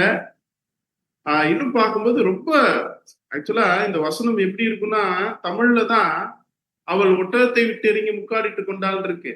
ஆக்சுவலா ரன்னிங்லேயே குதிச்சிருக்கிறாங்க. அந்த அளவுக்கு ஒரு அதிகமான அன்பு ஈசாக்கு மேல இருந்திருக்கு. 67வது வசனம் வாசிக்கலாம். ஆதியாகமம் 24 அதிகாரம் 67 அப்பொழுது ஈசாக்கு ரெபெக்காளை தன் தாய் சாராளுடைய கூடாரத்துக்கு அழைத்து கொண்டு போய் அவளை தனக்கு மனைவியாக்கி கொண்டு அவளை நேசித்தான். ஈசாக்கு தன் தாய்க்காக கொண்டிருந்த துக்கம் நீங்கி ஆறுதல் அடைந்தான். ஈசாக்கு ரெபெக்காளை தன் தாய் சாராளுடைய கூடாரத்துக்கு அழைத்து கொண்டு போய் அவளை மனைவியாக்கி கொண்டு அவளை நேசித்தான். ஈசாக்கு தன் தாய்க்காக கொண்டிருந்த துக்கம் நீங்கி ஆறுதல் அடைந்தான். அன்புக்குரிய சகோதர சகோதரி, இவ்வளவு நேரம் நம்ம பார்த்தது பழைய ஏற்பாட்டுல ஆபிரகாம் தன்னுடைய குமாரனாகிய ஈசாக்குக்கு தன்னுடைய பிரதான ஊழியக்காரனாகிய எலியேசரை கொண்டு அவர் ரெபெக்காளை மனம் முடித்த ஒரு சம்பவத்தை குறித்து பார்த்தோம். ஸோ ஃபைனலா கல்யாணம் முடிஞ்சு தேவத்தாமே நம்ம அனைவரையும் ஆசீர்வதித்து வழி நடத்துவார்கள். போயிட முடியுமா? இவ்வளவு நேரம் பார்த்தது என்ன அப்படின்னு பார்க்கும்போது, ஒரு நிழல், பழைய ஏற்பாட்டுல இருக்கக்கூடிய அத்தனையும் நமக்கு ஒரு நிழல். அதனால்தான் பொருளை இப்ப பார்க்கணும். அதனால்தான் நம்முடைய அப்போஸ்தலனாகிய பவுல் என்ன சொன்னார் அப்படின்னா, வாசிக்கிறோம் மறுபடியும் ரோமர் 15வது அதிகாரம் 4வது வசனம். ரோமர் 15ஆம் அதிகாரம் 4ஆம் வசனம். தேவ வசனத்தினால் உண்டாகும் பொறுமையினாலும் ஆறுதலினாலும் நாம் நம்பிக்கை உள்ளவர்களாகும் படிக்கு முன்பு எழுதியிருக்கிறவைகள் எல்லாம் நமக்கு போதனையாக எழுதியிருக்கிறது. இப்ப இவ்வளவு நேரம் பார்த்த இந்த காரியங்கள், முன்பு எழுதியிருந்த இத்தனை காரியங்களிலும் நமக்கு என்ன இருக்கு அப்படின்னு பாத்தீங்கன்னா, ஒரு போதனை இருக்கு. அது என்ன போதனை இருக்கு, எப்பேற்பட்ட ஒரு குணலட்சணத்தை நாம் வைத்துக் கொள்ள வேண்டும். இன்னும் விசேஷமாக இப்ப நம்ம பார்த்த கதாபாத்திரங்கள்ல ஏதோ ஒரு கதாபாத்திரமாக நாம இருந்தோம் என்றால், அது எந்த கதாபாத்திரமாக நாம் இருந்திருப்போம் அப்படின்னு நம்மளை சிந்திக்க வைப்பதற்காகவும் அதன்படி செயல்பட வைப்பதற்காகவும் முன்பு எழுதியிருக்கவைகள் எல்லாம் நமக்கு போதனையாக எழுதியிருக்குதுன்னு அப்போஸ்தலனாகிய பவுல் சொல்றாரு. அப்படி பார்க்கும்போது இப்போ நம்ம பார்க்கணும். இப்போ இந்த சம்பவத்துல 4 முக்கியமான கேரக்டர்ஸ் வந்திருக்கிறாங்க. யார் யாரு அப்படின்னு பாத்தீங்கன்னா, ஆபிரகாம், ஈசாக்கு, எலியேசர், ரெபேக்கா 4 பேர் வந்திருக்காங்க இல்லையா? இப்போ எப்படி அங்க ஒரு கல்யாணம் நடந்துச்சோ, புதிய ஏற்பாட்டு காலத்திலும் ஒரு கல்யாணம் நடக்க போகுது அன்புக்குரிய சகோதரர்களே. அது யாருடைய கல்யாணம் அப்படின்னு பாத்தீங்கன்னா, வெளிப்படுத்தின விசேஷம் 19வது அதிகாரம் 7வது வசனம். வெளிப்படுத்துதல் 19ஆம் அதிகாரம் 7ஆம் வசனம். நாம் சந்தோஷப்பட்டு களி கூர்ந்து அவருக்கு துதி செலுத்த கடவும். ஆட்டுக்குட்டியானவருடைய கல்யாணம் வந்தது, அவருடைய மனைவி தன்னை ஆயத்தம் பண்ணினாள் என்று சொல்ல கேட்டேன். அன்புக்குரிய சொல்ல, அங்க எப்படி ஈசாக்குக்கு திருமணம் நடந்ததோ அது போல புதிய ஏற்பாட்டுல ஒருத்தருக்கு கல்யாணம் நடக்க போகுது அப்படின்னு ஒரு வசனம் சொல்லுது. அது யார் அப்படின்னு பார்க்கும்பொழுது ஆட்டுக்குட்டியானவருடைய கல்யாணம். சோ அவருடைய மனைவி தன்னை ஆயத்தம் பண்ணினாள் என்று சொல்ல கேட்டேன். அப்படின்னா அன்புக்குரிய சொல்லி, அங்க ஈசாக்கு பழைய ஏற்பாடுல இருக்கு. ஈசாக்கு புதிய ஏற்பாட்டில் யாரை அடையாளப்படுத்துகிறார் அப்படின்னு கேட்டா நம்ம யார சொல்லுவோம்? நம்முடைய ஆண்டவராகிய இயேசு கிறிஸ்து. அவர் தான் நம்முடைய மணவாளன் அப்படின்னு நம்ம பார்க்கிறோம். அப்படின்னா ரெபேக்கால் யாரை அடையாளப்படுத்துவாங்க அப்படின்னு பாத்தீங்கன்னா வாசிக்கலாம். 2 கொரிந்தியர் புஸ்தகம் 11வது அதிகாரம் 2வது வசனம். 2 கொரிந்தியர் 11ஆம் அதிகாரம் 2ஆம் வசனம். நான் உங்களை கற்புள்ள கன்னிகையாக கிறிஸ்து என்னும் ஒரே புருஷனுக்கு ஒப்பு கொடுக்க நியமித்தபடியால் உங்களுக்காக தேவ வைராக்கியமான வைராக்கியம் கொண்டிருக்கிறேன். அன்புக்குரிய சகோதரர்களே, அப்போஸ்தலனாகிய பவுல் கொரிந்து பட்டணத்தில் இருக்கக்கூடிய பரிசுத்தவான்களை நோக்கி சொல்கிறார், நான் உங்களை கற்புள்ள கன்னிகையாக கிறிஸ்து என்னும் ஒரே புருஷனுக்கு ஒப்பு கொடுக்க நியமித்தபடியால் அப்படின்னு சொல்றாரு. அப்படின்னா கிறிஸ்துவை ஏற்றுக்கொண்டு அவர் நமக்காக, நம்முடைய பாவங்களுக்காக அவர் மரித்தார் அப்படின்றத விஷயத்தை நம்ம புரிஞ்சுட்டு நாம அவரை விசுவாசிக்கும் பொழுது நம்ம எதற்கு எப்படி இணையாக கொண்டு போறாங்க அப்படின்னா, நம்முடைய அப்போஸ்தலனாகிய பவுல் சொல்றார், நம்மை கற்புள்ள கன்னிகையாக்கி கிறிஸ்து என்னும் ஒரே புருஷனுக்கு ஒப்பு கொடுக்க நியமித்தபடியா. அப்படின்னா அன்புக்குரிய சொல்ற, இங்க ரெபேக்கால் பழைய ஏற்பாடுல இருக்கக்கூடிய இந்த ரெபேக்கால்ன்ற கேரக்டர் புதிய ஏற்பாடு காலத்துல யாரை அடையாளப்படுத்துறாங்க அப்படின்னு பாத்தீங்கன்னா யாரு? நாம தான் அன்புக்குரிய சொல்ற. நாம தான் இந்த காணாத மணவாளனை நோக்கி நம்ம என்ன பண்ண போறோம் அப்படின்னா ஒரு மிகப்பெரிய ஒரு பிரயாணத்தை நாம தொடர்ந்துட்டு இருக்கிறோம், சரிங்களா? ஆனா அதுக்கு முன்னாடி இன்னும் 2 கேரக்டர் இருக்குல்ல, அவங்க யாருன்னு பார்க்கணும்ல. ஈசாக்கு ஆண்டவராகிய இயேசு கிறிஸ்துவையும், ரெபேக்கால் திருச்சபையையும் அடையாளப்படுத்துது. அந்த திருச்சபையாக மாறுவதற்கு தான் தேவன் நமக்கு அழைப்பு. அப்படின்னா ஆபிரகாம் யாரை அடையாளப்படுத்ததாக இருக்கும் அப்படின்னு கேட்டா நம்ம என்ன சொல்லலாம்? அதாவது ஈசாக்குக்கு அப்பா. இங்க ஈசாக்கு யாரு? நம்முடைய ஆண்டவராகிய இயேசு கிறிஸ்து. அப்படின்னா ஆண்டவராகிய இயேசு கிறிஸ்துடைய பிதா. அவர் தான் நமக்கு பிதா. அதனால்தான் சொல்றார் யோவான்ல நம்முடைய ஆண்டவர், யோவான் 1வது அதிகாரம் 18வது வசனம். யோவான் 1ஆம் அதிகாரம் 18ஆம் வசனம். தேவனை ஒருவனும் ஒரு காலம் கண்டதில்லை, பிதாவின் மடியில் இருக்கிற ஒரே பேரான குமாரனே அவரை வெளிப்படுத்தினார். பிதாவின் மடியில் இருக்கிற ஒரே பேரான குமாரனே பிதாவை வெளிப்படுத்தினார். அப்படின்னா ஆபிரகாம் இங்க யாரை அடையாளப்படுத்துகிறார்னா நம்முடைய பிதாவாகிய தேவன். அவர் தான் நம்முடைய ஆண்டவருக்கும் பிதா. இன்னும் கூட பாக்குறோம் எப்படி ஆபிரகாமுக்கும் பிதாவாகிய தேவனுக்கும் ஒரு பெரிய சிமிலாரிட்டி இருக்கு, ஒற்றுமை. என்ன அப்படின்னா எப்படி அவர் அந்த ஒரே வாக்குத்தத்தத்தின்படி பிறந்த அந்த ஒரே பேரான குமாரனை அவர் தேவனுக்கு பலியாக ஒப்பு கொடுத்தாரோ, ஒப்பு கொடுக்க அவர் போனார். ஆக்சுவலா எபிரேயர் ஒப்பு கொடுத்துட்டாருன்னு இருக்கும். எப்படி ஒப்பு கொடுத்தாரோ அதே போல தேவன் தம்முடைய ஒரே பேரான குமாரனாகிய நம்முடைய ஆண்டவராகிய இயேசு கிறிஸ்துவை நமக்காக தந்தருளி இவ்வளவாய் அவர் உலகத்தில் அன்பு கொண்டார். வாசிக்கலாம் யோவான் 3:16. யோவான் 3ஆம் அதிகாரம் 16ஆம் வசனம். தேவன் தம்முடைய ஒரே பேரான குமாரனை விசுவாசிக்கிறவன் எவனோ அவன் கெட்டு போகாமல் நித்திய ஜீவனை அடையும் படிக்க அவரை தந்தருளி இவ்வளவாய் உலகத்தில் அன்பு கூர்ந்தார். அப்படின்னா இப்ப 3 கேரக்டர் பார்த்துட்டோம்.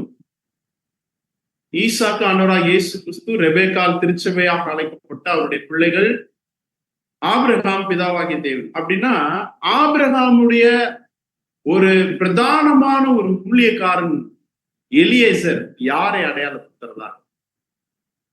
ஆபிரகாமுடைய சொற்படி கேட்டு நடக்கக்கூடியவர், ஆபிரகாம் கட்டளையிட செய்கிறவர் யாராக இருக்கும் அப்படின்னு பார்க்கும்போது அது பிதாவாகிய தேவனாகிய ஆண்டவராக இயேசு கிறிஸ்துடைய பிதா இருக்கார் இல்லையா, அவரிடமிருந்து வெளிப்படுவதாக இருக்கக்கூடிய பரிசுத்த ஆவியை அடையாளம். யோவான் 16ஆம் அதிகாரம் 13வது வசனம் வாசிக்கலாம். யோவான் 16ஆம் அதிகாரம் 13ஆம் வசனம். சத்திய ஆவியாகிய அவர் வரும்போது சகல சத்தியத்திற்குள்ளும் உங்களை நடத்துவார். அவர் தம்முடைய சுயமாய் பேசாமல் தாம் கேள்விப்பட்டவைகள் யாவையும் சொல்லி வரப்போகிற காரியங்களை உங்களுக்கு அறிவிப்பார். அப்போ எலியேசர் இங்க யாரை அடையாளப்படுத்துறாருன்னா, தேவன் மத்தியில இருந்து, தேவனிடத்துல இருந்து புறப்படுகிறதாக இருக்கக்கூடிய பரிசுத்தாவியை அவர் என்ன பண்றாருன்னா அடையாளம். சோ ஆபிரகாம் பிதாவாகிய தேவனையும், ஈசாக்கு நம்முடைய ஆண்டவராக இயேசு கிறிஸ்துவையும், ரெபேக்கால் நம்மையும், எலியேசர் பரிசுத்த ஆவியையும் அடையாளம். அன்புக்குரிய சகோதரர்களே, இந்த பரிசுத்தாவின் மூலமாகத்தான், பரிசுத்தாவின் துணையினாலதான் நாம கிறிஸ்துவிடத்தில் போய் சேர முடியும்.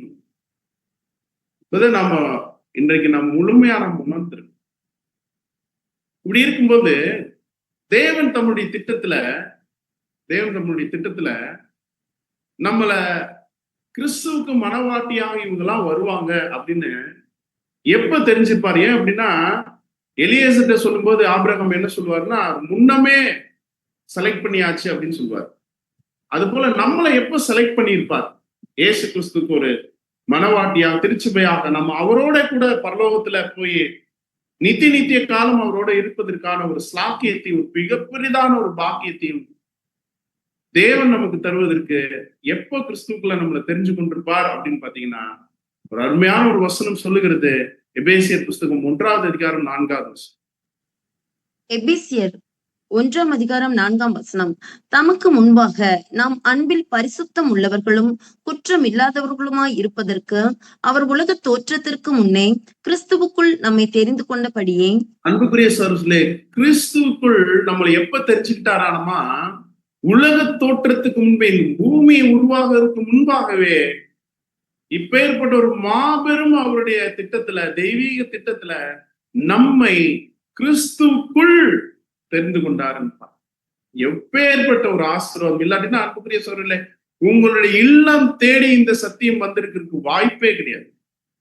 இன்றைக்கு தேவன் உங்களோட பேசிக் கொண்டிருக்கிறார். உங்களுடைய உங்களுடைய படுக்கை அறையில, உங்களுடைய வாழக்கூடிய ஒரு அறையில, உங்களுடைய ஒவ்வொரு இடத்துலையும் அவர் பேசிட்டு இருக்கிறார் உங்களோட கூட. அப்படின்னா தேவன் உங்களையும் என்னையும் உலக தோற்றத்துக்கு முன்பாகவே கிறிஸ்துவுக்குள் தெரியும். அப்படின்னா இப்ப அந்த முதல் கேள்விக்கு வரலாம். ஆபிரகாம் என்ன சொன்னார் அப்படின்னு பாத்தீங்கன்னா, நான் இருக்கிற இடத்துல பெண் எடுக்காத, என் இனத்திட்ட போய் நீ என்ன பண்ணு, பெண் கொள், என்னுடைய குமாரனுக்குன்னு சொல்லியிருந்தார் இல்லையா? அப்படின்னா என்ன அப்படின்னு பார்க்கும்போது இங்க ஆபிரகாம் யாரை அடையாளப்படுத்துகிறார்னா, பிதாவாகிய தேவனை அடையாளப்படுத்த. பிதாவாகிய தேவன் வாசம் பண்ணு அவர் இருக்கிற இடம் எது அப்படின்னு கேட்டா நம்ம என்ன சொல்லுவோம்? பரலோகம். பரலோகத்துல இருந்து தன்னுடைய குமாரனுக்கு மனவாட்டியாக போகக்கூடிய ஒரு வகுப்பாரை தெரிந்து கொள்ள தேவனுக்கு சித்தம் இல்லை. ஏன்னா பரலோகத்துல யார் இருக்கிறாங்கன்னா, ஆயிரம் தேவ தூதர்கள் இருக்கிறாங்க. அவர்களிடமிருந்து கிறிஸ்துவுக்கு மனவாட்டி வகுப்பாரை எடுப்பதற்கு தேவனுக்கு சித்தம் அல்ல. அவர் மனுஷனை உண்டாக்கும் போது எப்படி உண்டாக்குனார் நம்ம பார்ப்போம். நமது சாயலாகவும் நமது ரூபத்தின்படி மனுஷனை உண்டாக்குவோமாக ஆதாம் நம்முடைய ஆதி பெற்றோராகி ஆதாம் ஏவாளை உண்டாக்கும். அப்படின்னா அவருடைய சாயலாகவும் அவருடைய ரூபத்தின்படி இருக்கக்கூடிய ஜனங்கள் யார் அப்படின்னா நாம தான். அவருடைய இனம் யாருன்னு பாத்தீங்கன்னா இந்த மனுஷ சந்ததி தான். அதனாலதான் ஆபிரகாம் என்ன சொன்னார்னா, என் தேசத்திற்கும் என் இனத்தாரத்திற்கும் போய் நீ பெண் கொள் அப்படின்னு சொல்லியிருந்தார் எலியேசர் பரிசுத்த ஆவி. அதனாலதான் நம்ம பார்க்கிறோம். அப்போஸ்தலனாகிய பவுல் நமக்கு சொல்றது என்ன அப்படின்னா, கலாத்தியர் 3ஆம் அதிகாரம் 28 மற்றும் 29 வாசிக்கும். கலாத்தியர் 3 மற்றும் 29 யூதன் என்றும் கிரேக்கன் என்றும் இல்லை, அடிமை என்றும் சுயாதீனன் என்றும் இல்லை, ஆண் என்றும் பெண் என்றும் இல்லை, நீங்கள் எல்லாரும் கிறிஸ்து இயேசுவுக்குள் ஒன்றாயிருக்கிறீர்கள். நீங்கள் கிறிஸ்துவின் உடையவர்களானால் ஆபிரகாமின் சந்ததியாராயும் வாக்குத்தத்தத்தின்படியே சுதந்திரராயும் இருக்கிறீர்கள்.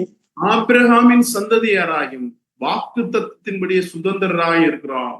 நாம எல்லாருமே ஆண் என்றும் இல்லை, பெண் என்றும் இல்லை, யூதன் என்றும் இல்லை, கிரேக்கன் என்றும் இல்லை, அடிமை என்று நாம் எல்லாம் அவருடைய சாயலாகவும் அவருடைய ரூபத்தின்படியும் அவருடைய இனமாகவும் நாம் இருக்கிறோம்.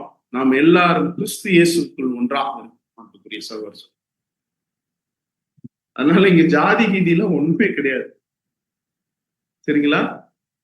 இதை வைத்துக்கொண்டு யாரும் பிளே பண்ண முடியாது. இதுக்குரிய பொருளே வேற. அவர் யாரையும் அப்படி பாக்குறது இல்லை. அடிமை என்றும் சுயாதீனம் என்றும் இல்லைன்னு பார்க்கணும். எப்பேற்பட்ட ஒரு தேவன் பாருங்க. சோ இப்பேற்பட்ட ஒரு செலக்ஷன் தான் இன்னைக்கு இந்த பூமியில நடந்துட்டு இருக்கு. அன்புக்குரிய சார், அவருக்கு ஒரு நல்ல ஒரு மனவாட்டி தேவை. அதுவும் அந்த மனவாட்டி எப்படி இருக்கணும்? ரொம்ப அழகா இருக்கணும். அப்படின்னா கிறிஸ்துவுக்கு மனவாட்டியை போறவங்க அழகா இருக்கணும். எப்படி? ரெபேக்கால் மாதிரி அந்த பெண் மகா ரூபவதியாக இருந்தால் அப்படின்னு வாசிக்கிறேன். அப்படின்னா இன்னைக்கு பாருங்க, கல்யாண மேடையில பொண்ணு மாப்பிள்ளை, ஏன்னா மாப்பிள்ளை எப்படி இருக்கிறாரு பாக்குறது? மாப்பிள்ளை அவ்வளவு சூப்பரா இருக்காரு. அவருடைய ட்ரெஸ் எல்லாம் எப்படி இருக்குது? இப்போ ஆண்டவராக இயேசு கிறிஸ்து மணமகனாக ஒரு மேடையில் இருக்கிற எப்படி நிற்பார்? அதை கொஞ்சம் இமேஜின் பண்ணி பாருங்க. அது லிட்டரலா இருக்க போறது இல்லை. இருந்தாலும் நாம அவர் பக்கத்துல மனவாட்டியா போய் நிக்கணும் அப்படின்னா நம்ம எப்பேற்பட்ட ஒரு அலங்காரத்தை நம்ம எடுத்துக்கொள்ளணும் அப்படின்னு பார்க்கும்போது, சங்கீத புஸ்தகம் 96 சங்கீதம் 9 சொல்லுகிறது, பரிசுத்த அலங்காரத்துடனே கர்த்தரை தொழுது கொள்ளும். நாம் அவருக்கு முன்னாடி அழகா இருக்கணும்னா முதல்ல நம்முடைய எண்ணம், சிந்தனை பரிசுத்தமா இருக்கணும். அதுதான் அழகு. அடுத்தபடியாக நம்முடைய குணலட்சம். அதை குறித்து சொல்லும் பொழுது நம்முடைய பேதுரு என்ன சொல்றாரு வாசிக்கலாம். 1 பேதுரு 3 மற்றும் 4. 1 பேதுரு 3 முதல். மயிரை பின்னி பொன் ஆபரணங்களை அணிந்து உயர்ந்த வஸ்திரங்களை உடுத்துக் கொள்ளுதலாகிய புறமான அலங்கரிப்பு உங்களுக்கு அலங்காரமா இராமல் அழியாத அலங்கரிப்பா இருக்கிற சாந்தமும் அமைதலும் உள்ள ஆவியாகிய இருதயத்தில் மறைந்திருக்கிற குணமே உங்களுக்கு அலங்காரமா இருக்க கடவுது. அதுவே தேவனுடைய பார்வையில் விலையேற பெற்றது. அதுவே தேவனுடைய பார்வையில் விலையேற பெற்றது. அப்படின்னா அன்புக்குரிய சகோதரர்களே, எந்த ஒரு குணலட்சணம் அப்படின்னு பாத்தீங்கன்னா, மயிரை பின்னி பொன்னாபரணங்களை அணிந்து உயர்ந்த வஸ்திரங்களாகி முடித்துக்குள்ள புலம்பான அலங்கரிப்பு, அலங்காரமே கிடையாதுன்றார். அழியாத அலங்கரிப்பு எது என்றால் சாந்தமும் அமைதலும் உள்ள ஆவியாகிய இருதயத்தில் மறைந்திருக்கிற குணமே உங்களுக்கு அலங்காரமாக இருக்கிறது. அப்படின்னா ஒருத்தருடைய இருதயம் எப்படி இருக்கணும்? எப்படி இருக்கணும் அப்படின்னு பாத்தீங்கன்னா, சாந்தமும் அமைதலும் இல்ல. அதனால்தான் ஆண்டவர் சொல்றாரு, நான் சாந்தமும் மனத்தாழ்மையுமா இருக்கிறேன். இப்ப ஏற்பட்ட ஒரு மாப்பிள்ளைக்கு நம்ம போய் சும்மா கோவப்படுற மாப்பிள்ளையோ வெறுப்ப காமிக்கிற பொண்ணுமா நம்ம இருந்தோம் அப்படின்னா அது அழகாவே தெரியாது. யோசிப்பாரு. நீங்க பாத்தீங்கன்னா இன்னைக்கு ஒரு கல்யாண மேடையை பாரு, மாப்பிள்ளைய விட இப்போ யாரதான் அதிகமா பார்ப்பாங்கன்னா பொண்ணுதான் பார்ப்பாங்க. 2 பேரும் மேட்ச் ஆன்லாம் பார்ப்பாங்க. இந்த இவருக்கு இந்த பொண்ணு அப்படின்ற மாதிரி எல்லாம் பேசுவாங்க. ஆனா நம்மள பரிசுத்த ஆவியினால தேவன் எப்படி செலக்ட் பண்றாருன்னா, அழகா இருக்கிற ஒரு சூழ்நிலை எதுன்னு கேட்டீங்கன்னா, முதலாவது பரிசுத்த அலங்காரம், பிற்பாடு சாந்தமும் அமைதலும் உள்ள ஆகும். அதனால்தான் நம்ம ரெபேக்கால் அதை நம்ம மேட்ச் பண்ணி இதை பார்த்துட்டு இருக்கோம். அடுத்தபடி ஒரு முக்கியமான ஒரு குணாதிசயம் என்ன அப்படின்னா, ரெபேக்காலுக்கு இருந்த ஒரு குணாதிசயம் என்னன்னா, மிகப்பெரிய காருண்யம். அந்த ஒட்டகங்கள் மேல இருந்து தண்ணீர் எடுத்து ஊத்துனாங்க இல்லையா? எத்தனை குடம் தண்ணீர் பார்க்கணும்? கிட்டத்தட்ட 200 குடம் தண்ணீர். அப்படின்னா யோசிச்சு பாருங்க, அது அவங்களுக்கு எவ்வளவு வலிச்சிருக்கும், எவ்வளவு அது அவங்களுக்கு பெயினா இருந்திருக்கும். அதை செய்ய முடியாம கூட போயிருக்கும். ஆனா அவங்க அங்க எந்த ஒரு சோர்வுக்குள்ளும் போனதாக எந்த ஒரு வசனமும் அங்க இல்லை. அவங்க அவங்களையே வெறுத்துட்டாங்க. அவங்கள ஒரு பொருட்டாவே அவங்க நினைக்கல.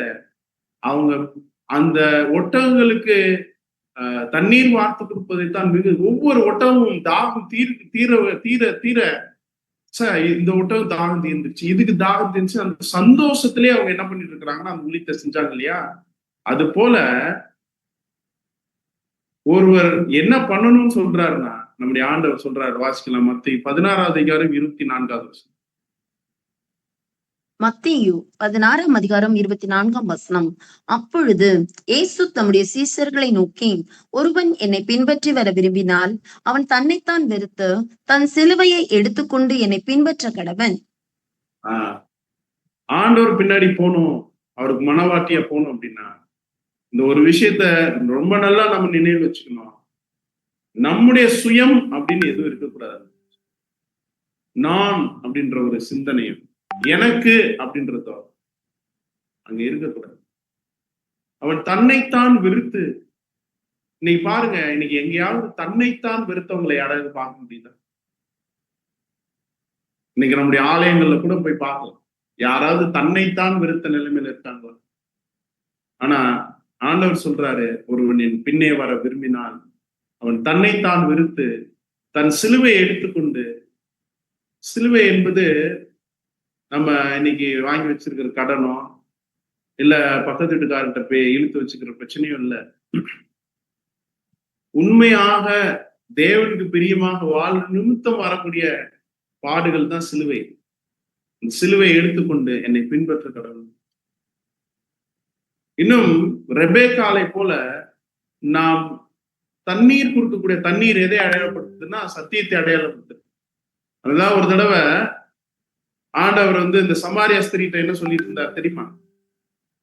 நீ யாரு உன்னிட்ட தண்ணி கேட்கிறான்னு தெரியாம பேசிட்டு இருக்க.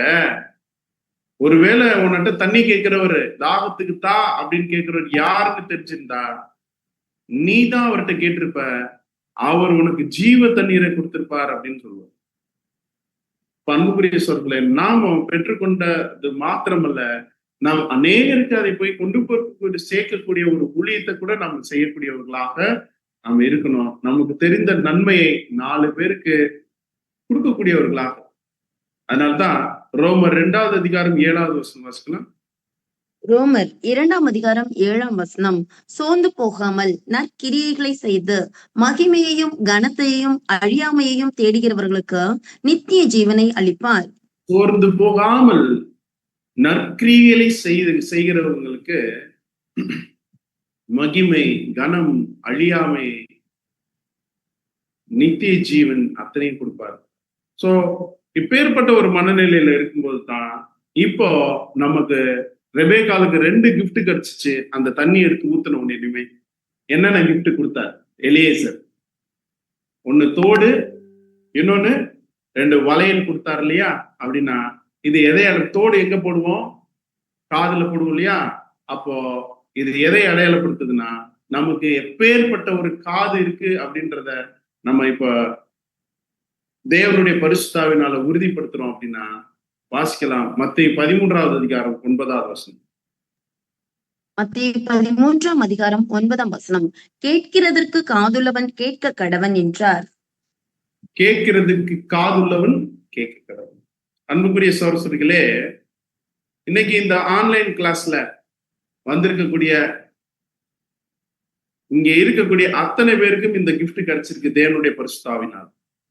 அது என்ன கிஃப்ட்னா, நமக்கு மாத்திரம்தான் எந்த மாதிரி காது இருக்கிறதாக வசனம் சொல்லுகிறதுனா கேட்கறதுக்காக உங்களுக்கு இருக்கு. அதனால்தான் தேவன் உள்ளவன் எவனோ அவனுக்கு கொடுக்கப்படும், அவன் பரிபூர்ணமும் அடைவான், இல்லாதவன் எவனோ அவனிடத்தில் உள்ளதும் எடுத்துக்கொள்ளப்படும். அப்படின்னா அன்புக்குரிய சகோதரர்களே, நமக்கு தேவன் அநேக சத்தியங்களையும் அதன் மூலமாக வரக்கூடிய ஆசீர்வாதங்களையும் கொடுக்கிறதுக்கு சித்தமுள்ளவரா. இந்த கிஃப்ட் நம்மகிட்ட இருக்கு, யாரும் மறந்துட வேண்டும். அடுத்து நம்மகிட்ட என்ன சொல்றாரு அப்படின்னா, வளையல் கொடுத்தாரு இல்லையா? வாசிக்கலாம். பிரசங்கி 9:10. பிரசங்கி 9ஆம் அதிகாரம் 10ஆம் வசனம். செய்யும்படி உன் கைக்கு நேரிடுகிறது எதுவோ அதை உன் பலத்தோட செய். நீ போகிற பாதாளத்திலே செய்கையும் வித்தையும் அறிவும் ஞானமும் இல்லையே. செய்யும்படி உன் கைக்கு நேரிடுகிறது எதுவோ அதை உன் முழு பலத்தோட செய்யும். அப்படின்னா அன்புக்குரிய சொல்லி நமக்கு இப்போதைக்கு முழு பலத்தோட செய்யற வேலை என்ன தெரியுமா?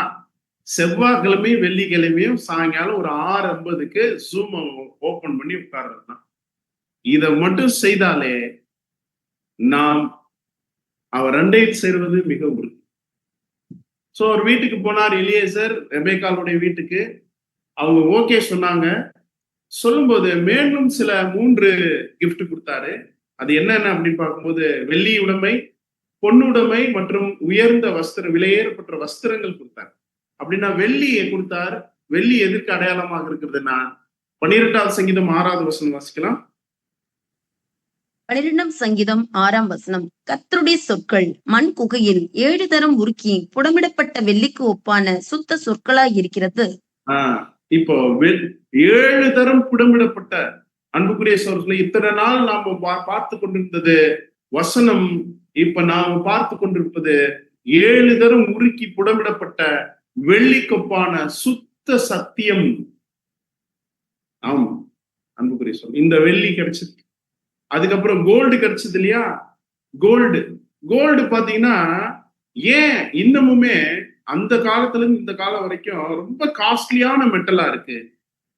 ஏன் கோல்டு மட்டும் இவ்வளவு காஸ்ட்லியா இருக்கு மத்த எல்லா மெட்டலை காட்டிலும்? அதுக்கு என்ன ஸ்பெஷல் அப்படின்னு பாத்தீங்கன்னா, அது எந்த காலத்திலும் அது தன்மையிலிருந்து மாறவே மாறாது.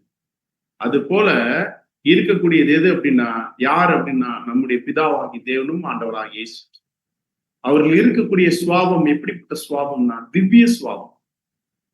இந்த திவ்ய சுவாபம் இதுதான் கோல்டுக்கு ஈக்குவல் தான் இந்த திவ்ய சுவாபம், என்றும் மாறாது. இந்த திவ்ய சுவாபத்துக்கு பங்காளிகள் யாரு? நாம தான். இந்த ஒரு மகா மேன்மையும் அருமையான அழைப்பு கிடைச்சிருக்கு. அதனாலதான் அந்த கோல்டு நமக்கு கிடைச்சதாக பார்க்கிறோம். 2 பேதுரு 1:4 வாசிக்கலாம். 2 பேதுரு 1ஆம் அதிகாரம் 4ஆம் வசனம். இச்சையினால் உலகத்தில் உண்டான கேட்டுக்கு தப்பி திவ்ய சுவாபத்துக்கு பங்குள்ளவர்களாகும் பொருட்டு மகா மேன்மையும் அருமையுமான வாக்குத்தத்தங்களும் அவைகளினாலே நமக்கு அருளப்பட்டிருக்கிறது. திவ்ய சுவாபத்துக்கு பங்குள்ளவர்களாகும் பொருட்டு மகா மேன்மையும் அருமையுமான வாக்குத்தத்தங்கள். இன்னைக்கு எல்லாம் நீ வாழாமல் தலையாவாய்னா எல்லாருக்கும் கிடையாது. உலக தோற்றத்துக்கு முன்பாக யாரெல்லாம் கிறிஸ்துக்குள் குறிக்கப்பட்டிருக்கிறார்களோ அவர்களுக்கு தான் அந்த வாக்குத்தத்தம் ஆம் என்றும் ஆமேன் என்றும் இருக்கிறது. அன்புக்குரிய சகோதரர், அது நிச்சயமாக நமக்கு கடந்து வருகிறது. சோ 3வது என்ன அப்படின்னு பாக்குறோம், விலையுயர்ந்த வஸ்திரங்கள். வஸ்திரம் நமக்கு என்ன வஸ்திரம் அப்படின்னு பாத்தீங்கன்னா, ரட்சிப்பின் வஸ்திரமும் நீதியின் சால்வையும் நமக்கு கொடுக்கப்பட்டிருக்கிறது. ரட்சிப்புக்குள்ளே நம்ம களி கூறத்தக்கதாக மணவாட்டி நகைகளால் தங்களை சிங்காரத்துக்கு ஒப்பாக இவைகள் எல்லாம் தேவன் நமக்கு தந்திருக்கிறார். வாசிக்கலாம். ஏசாயா 61:10. ஏசாயா 61ஆம் அதிகாரம் 10ஆம் வசனம். கர்த்தருக்குள் பூரிப்பாய் மகிழ்கிறேன், என் தேவனுக்குள் என் ஆத்துமா களி கூர்ந்திருக்கிறது. மணவாளன் ஆபரணங்களினால் தன்னை அலங்கரித்துக் கொள்கிறதற்கும் மணவாட்டி நகைகளினால் தன்னை சிங்காரித்துக் கொள்கிறதற்கும் ஒப்பாக அவர் ரட்சிப்பின் வஸ்திரங்களை எனக்கு உடுத்தி நீதியின் சால்வையை எனக்கு தரித்தார். நீதியின் சால்வையை எனக்கு தரித்தார் அப்படின்னா என்ன கேரக்டர் அப்படின்னா, நீதி. இப்ப பாத்தீங்கன்னா அப்படி ஆண்டவராக இயேசு கிறிஸ்து யோர்தான்ல யோவான் ஸ்நானத்தை ஞானஸ்தானம் வாங்க போகும்போது யோவான் ஸ்நானன் என்ன சொல்லுவாருன்னா, நான் உங்ககிட்ட வாங்கணும், நீங்க என்னட்ட வாங்க வரீங்களேன்னு கேட்கும்போது ஆண்டவர் பதில் என்ன சொல்லுவார் தெரியுமா? இப்பொழுது இடம் கொடு, எல்லா நீதியும் நிறைவேற்ற வேண்டியதாக இருக்கிறது அப்படின்னு சொல்லுவார். அப்படின்னா பிதாவாகிய தேவனுடைய சித்தத்துக்கு கீழ்ப்படிதலே எல்லா நீதியும் நிறைவேற்றுறது. இப்பேற்பட்ட ஒரு நீதியின் சால்வை யாருக்கு கிடைச்சிருக்குன்னா நமக்கு கிடைச்சிருக்கு. இது ஒரு ரொம்ப பாக்குறதுக்கு ரொம்ப கிராண்டா இருக்கு. எது அப்படின்னா அப்பாவுடைய வார்த்தைக்கு கீழ்ப்படுகிறது. அவருடைய பார்வையில் ரொம்ப கிராண்டா இருக்கு. சோ இப்பேற்பட்ட ஒரு கிஃப்டோட நம்ம வாழும் பொழுது இப்போ ஆண்டவரா இயேசு கிறிஸ்து இருக்கிற இடத்துக்கு நீங்க வர தயாரா அப்படின்னு கேட்டா நாம என்ன சொல்லுவோம்? அவரோட கூட போகிறாயா? தேவன் நம்ம தந்தர்ல பரிசுத்தாவின் துணையோடு நம்முடைய மணவாளனை நாம் சந்திக்க தயாரா? நம்மளை பார்த்து யாராவது கேட்டா என்ன சொல்லுவோம்? கரும்பு தின்ன கூலியாங்க அப்படின்ற மாதிரி கேட்போம் இல்லையா? ஏன் நம்ம ஆண்டவர் நமக்கு அவ்வளவு பிடிச்சிருக்கு? இதுக்கு இன்னொரு கேள்விதான் அங்க அப்பத கேட்டோம். ஏன் ரெபேக்காவுக்கு ஈசாக்கு ரொம்ப பிடிச்சிருக்கு? பிடிச்சது எப்படி பார்க்காத மணவாளனை அவங்க ஒத்துக்கிட்டாங்க, ஏற்றுக்கொண்டாங்க, விரும்பினாங்க அப்படின்னு பாத்தீங்கன்னா, இவங்க யாரு? ரொம்ப இல்ல, ஆபிரகாமுடைய ரிலேட்டிவ் ஹவுஸ் தான், அவங்க உறவினர்கள் தான். ஆபிரகாமை பத்தி, ஈசாக்கு பத்தி தெரியும். ரொம்ப முக்கியமா எலியேசர் எந்த ஒரு காரியத்தை உங்களுக்கு பதிவு பண்ணியிருக்கணும் அப்படின்னா, ஆபிரகாம் ஈசாக்கு வாழ்க்கையில் நடந்த சம்பவங்களை அவர் சொல்லியிருக்கணும். முக்கியமா எந்த சம்பவம் சொல்ல வாய்ப்பு இருக்கு அப்படின்னா, ஆபிரகாம் தேவன் கேட்டுட்டாரேன்னு சொல்லிட்டு தன்னுடைய ஒரே பேரன குமாரனை பலியா ஒப்பு கொடுக்க போனதும், ஈசாக்கு அப்பா சொல்லிட்டாருன்னு சொல்லிட்டு அப்பாவுக்கு கீழ்ப்படிஞ்சு அவர் அங்க படுத்ததும் இந்த சம்பவத்தை சொல்லியிருக்கணும். யோசிச்சு பாருங்க, பிதாவாகிய தேவன் மேல் வைத்த அன்பிற்காக தன்னுடைய குமாரனே பலி கொடுக்க துணிந்த அப்பா, தேவன் மேலையும் அப்பா மேலையும் வச்சிருந்த அன்புனால தன்னுடைய உயிரையே கொடுக்க முன் வந்த ஈசா. இதே போலதான் இங்கேயும் நம்முடைய பிதாவாகிய தேவன் நம்முடைய மனவாளை நமக்காக ஒப்பு கொடுத்துட்டாரு. அவர் ரத்தம் சிந்தி இருக்கிறார், அவர் பாடுகள் பட்டு மரித்திருக்கிறார். இந்த ஒரு அன்பை ருசிச்சுட்டு இந்த ஒரு தெய்வீக குடும்பத்துல நமக்கு ஒரு பங்கு கொடுப்பதற்கு ஒரு அழைப்பு கிடைச்சா யாராவது போக மாட்டேங்க. அதே போலதான் ரெபேக்காள், ஏற்கனவே அந்த ஒட்டகங்களுக்கு தண்ணி ஊற்றி ரொம்ப இறக்கப்படம் படிச்ச ரெபேக்காள் இப்ப ஏற்பட்ட வாக்கப்பட்டா, இப்ப ஏற்பட்ட குடும்பத்துலதான் வாக்கப்படணும், நம்ம நம்ம அவருக்கு தான் மனைவியாக நம்ம போய் சேரணும்னு எடுத்த முடிவை தான் அங்க பார்க்கணும். அதே போலதான் நாமும் இதைத்தான் நம்முடைய பேதுரு எப்படி எழுதுறாருன்னா, 1 பேதுரு 1:8 வாசிக்கலாம். 1 பேதுரு 1:8. அவரை நீங்கள் காணாமல் இருந்தும் அவரிடத்தில் அன்பு கூறுகிறீர்கள். இப்பொழுது அவரை தரிசியாமல் இருந்தும் அவரிடத்தில் விசுவாசம் வைத்து சொல்லி முடியாததும் மகிமையால் நிறைந்ததுமாய் இருக்கிற சந்தோஷம் உள்ளவர்களாய் களி கூர்ந்து. என்ன சொல்றாருன்னா, அவரை நீங்கள் காணாமல் இருந்தும் அவரிடத்தில் அன்பு கூறுகிறீர்கள்.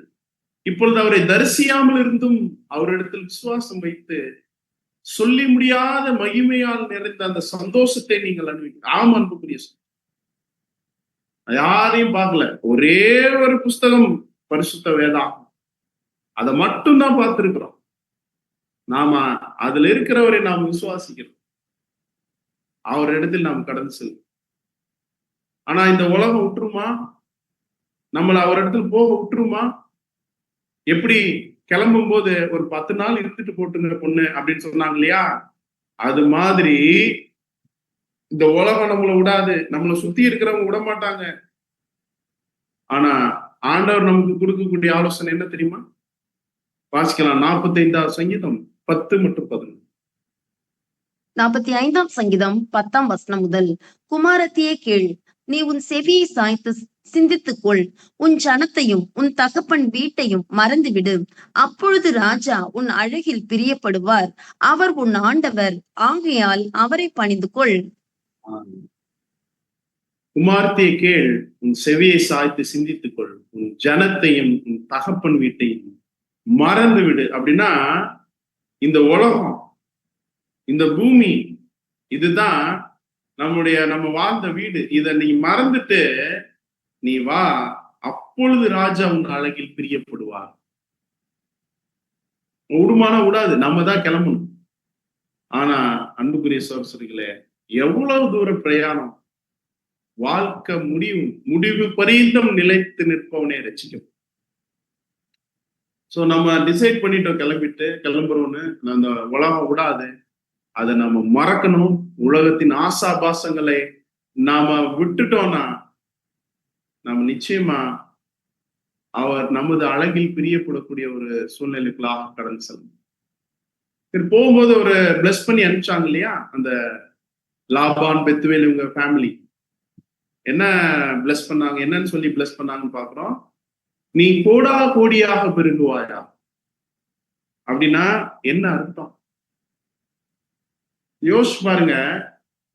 நாம ஆண்டவரா இயேசு கிறிஸ்துக்கு மனவாட்டியா போய் ஒரு நாள் சேர்ந்துட்டோம். எங்க? பரலோகத்துல. அவரோட கூட இருக்கிறோம் அப்படின்னா, இந்த ஒட்டுமொத்த பூமியில இருக்கக்கூடிய அத்தனை பேரும் நமக்கு யார் அப்படின்னு பாத்தீங்கன்னா, அவர் தான் அப்பா அப்படின்னா, எல்லாரும் உயிர்த்தெழுப்பு ஜீவன் கொடுக்கிறவர்னா, நாம எல்லாருக்கும் என்னவாயிரும்? அம்மாவாக மாறிடும். நமக்கு எத்தனை பிள்ளைகள் இந்த உலகத்துல இருக்குன்னா, கோடா கோடியான பிள்ளைகள். அதனாலதான் நீதிமொழிகள் ஒரு அருமையான ஒரு வசனம் இருக்கு. நீதிமொழிகள் 31வது அதிகாரம் 28 மற்றும் 29 வசனம். நீதிமொழிகள் 31ஆம் அதிகாரம் 28ஆம் வசனம் முதல், அவள் பிள்ளைகள் எழும்பி அவளை பாக்கியவதி என்கிறார்கள். அவள் புருஷனும் அவளை பார்த்து, அநேகம் பெண்கள் குணசாலிகளாய் இருந்ததுண்டு, நீயோ அவர்கள் எல்லாருக்கும் மேற்பட்டவள் என்று அவளை புகழுகிறான். எத்தனையோ பேரு பைபிள தூக்கிட்டு இருந்தாங்கப்பா. ஆனாலும் நீயோ அவர்கள் எல்லாருக்கும் மேற்பட்டவள் என்று அவளை புகழ்கிறான். யார் ஒருவர் கேட்டுக்கொண்ட சத்தியத்தின்படி தன்னுடைய வாழ்க்கையை திருத்தி அமைத்து வாழ ஆரம்பிக்கிறார்களோ, அந்த குணசாலி அவருடைய பிள்ளைகள் எழும்பி அவர்களை பாக்கியவதி என்பார். யோசிப்பார், எவ்வளவு பெரிய ஒரு ஆசீர்வாதத்துக்கு இன்றைக்கு நம்மளை அழைச்சிருக்கிறார். பழைய ஏற்பாட்டுல இருந்த ஒரு ஒரு ஒரு சம்பவம் நம்மளை எப்படி கைட் பண்ணி கொண்டு போயிட்டே இருப்பாரு. ஸ்டெப் பை ஸ்டெப்பா நம்மளை கொண்டு போயிட்டே இருக்கு. கடைசியா நம்ம பிரயாணம் முடியும் போது ஈசாக்கு தென் தேசத்தில் குடியிருந்தான்னு நம்ம வாசிக்கணும். தென் தேசம் அப்படின்னா எது அப்படின்னா, நம்ம வேதாந்தத்துல பார்க்கணும், வடதிசை சியோன் பர்வதம், அது மகாராஜாவின் நகரம். வடக்குனா மேல பரலோகம், அதுக்கு அப்படியே ஜஸ்ட் ஆப்போசிட் கீழே தென் திசை இந்த பூமி. மீண்டும் நம்முடைய ஆண்டவராகிய இயேசு கிறிஸ்து இரண்டாம் வருகையிலே அவர் நம்மளை கூட்டிக் கொண்டு போவதற்காக வருகிறார். அதனாலதான் நம்ம பார்க்கிறோம், 1 தெசலோனிக்கர் புஸ்தகம் 4வது அதிகாரம் 16வது வசனம் நம்ம வாசிக்கிறோம். 1 தெசலோனிக்கேயர் 4ஆம் அதிகாரம் 16ஆம் வசனம், ஏனெனில் கர்த்தர் ஆரவாரத்தோடும் பிரதான தூதனுடைய சத்தத்தோடும் தேவ எக்காலத்தோடும் வானத்திலிருந்து இறங்கி வருவார். அப்பொழுது கிறிஸ்துவுக்குள் மரித்தவர்கள் முதலாவது எழுந்திருப்பார்கள். வானத்திலிருந்து இறங்கி வருவார். இது இன்னொரு நாள் நம்ம கிறிஸ்துவனுடைய 2ஆம் வருகின்ற பாடத்துல இந்த வசனத்தை தெளிவா பார்ப்போம். ஒரு விஷயம் நாம என்ன பண்ண போறோம்னா, கிறிஸ்துவுக்குள் மரித்தவர்கள் முதலாவது எழுந்திருப்பார்னு சொல்லியிருக்கு. அடுத்த வசனம் 17வது வசனம் என்ன சொல்றதுன்னா, பின்பு உயிரோடு இருக்கக்கூடிய நாமும் கர்த்தருக்கு எதிர்கொண்டு போக மேகங்கள் மேல் அவர்களோட கூட ஆகாயத்தில் எடுத்துக்கொள்ளப்பட்டு இவ்விதமாய் எப்பொழுதும் கர்த்தருடனே கூட இருக்கும். சோ அவர் வருகையிலே நாம் அவரோட கூட எடுத்துக்கொள்ளும். இதை எப்படி எடுத்துக்கொள்ளப்படும்ன்றது டீட்டெயிலா நம்ம 2ஆம் வருகை அப்படின்ற ஒரு பாடத்தில் நம்ம பார்ப்போம். ஆனால் ஈசாக்கு தென் தேசத்திலே குடியிருந்தான்னா, அவர் இந்த பூமிக்கு அவர் வரும் பொழுது நாம் அவரோட எத்தனை நாள் இருப்போம்? சதா காலமும் நாம் அவரோட நித்தியமாக இருக்கும். சோ பழைய ஏற்பாட்டுல இருக்கக்கூடிய அத்தனை, நான் ஒரே ஒரு இன்சிடென்ட் எடுத்திருக்கிறேன், நாம எடுத்து பார்த்திருக்கிறோம். இப்போ பழைய ஏற்பாடுல இருக்கக்கூடிய அத்தனை சம்பவங்களிலும் ஏதாவது ஒரு கதாபாத்திரமாக அந்த சம்பவத்துல நாம் இருந்தோம் என்றால், அது நம்மை எப்படி தேவனிடத்தில் அழைத்து கொண்டு போகிறது என்ற ஒரு மாபெரும் போதனையும் எச்சரிக்கைகளும் நிறைந்த ஒரு பழைய ஏற்பாட்டை நிழலும் பொருளுமாக நாம் இன்றைக்கு பார்த்திருக்கிறோம். தொடர்ந்து நம் வேதத்தை தியானித்து வேதத்தை சுவாசித்து நாம் தேவனுக்குரிய பிள்ளைகளாக அந்த வெளிச்சத்திலே தொடர்ந்து நடக்க தேவன் தாமே நாம் ஒவ்வொருவர் மேலும் கிருபையும் ஆசீர்வாதத்தையும் கொடுத்து நம்மை வழி நடத்துவாராக. ஆமென்.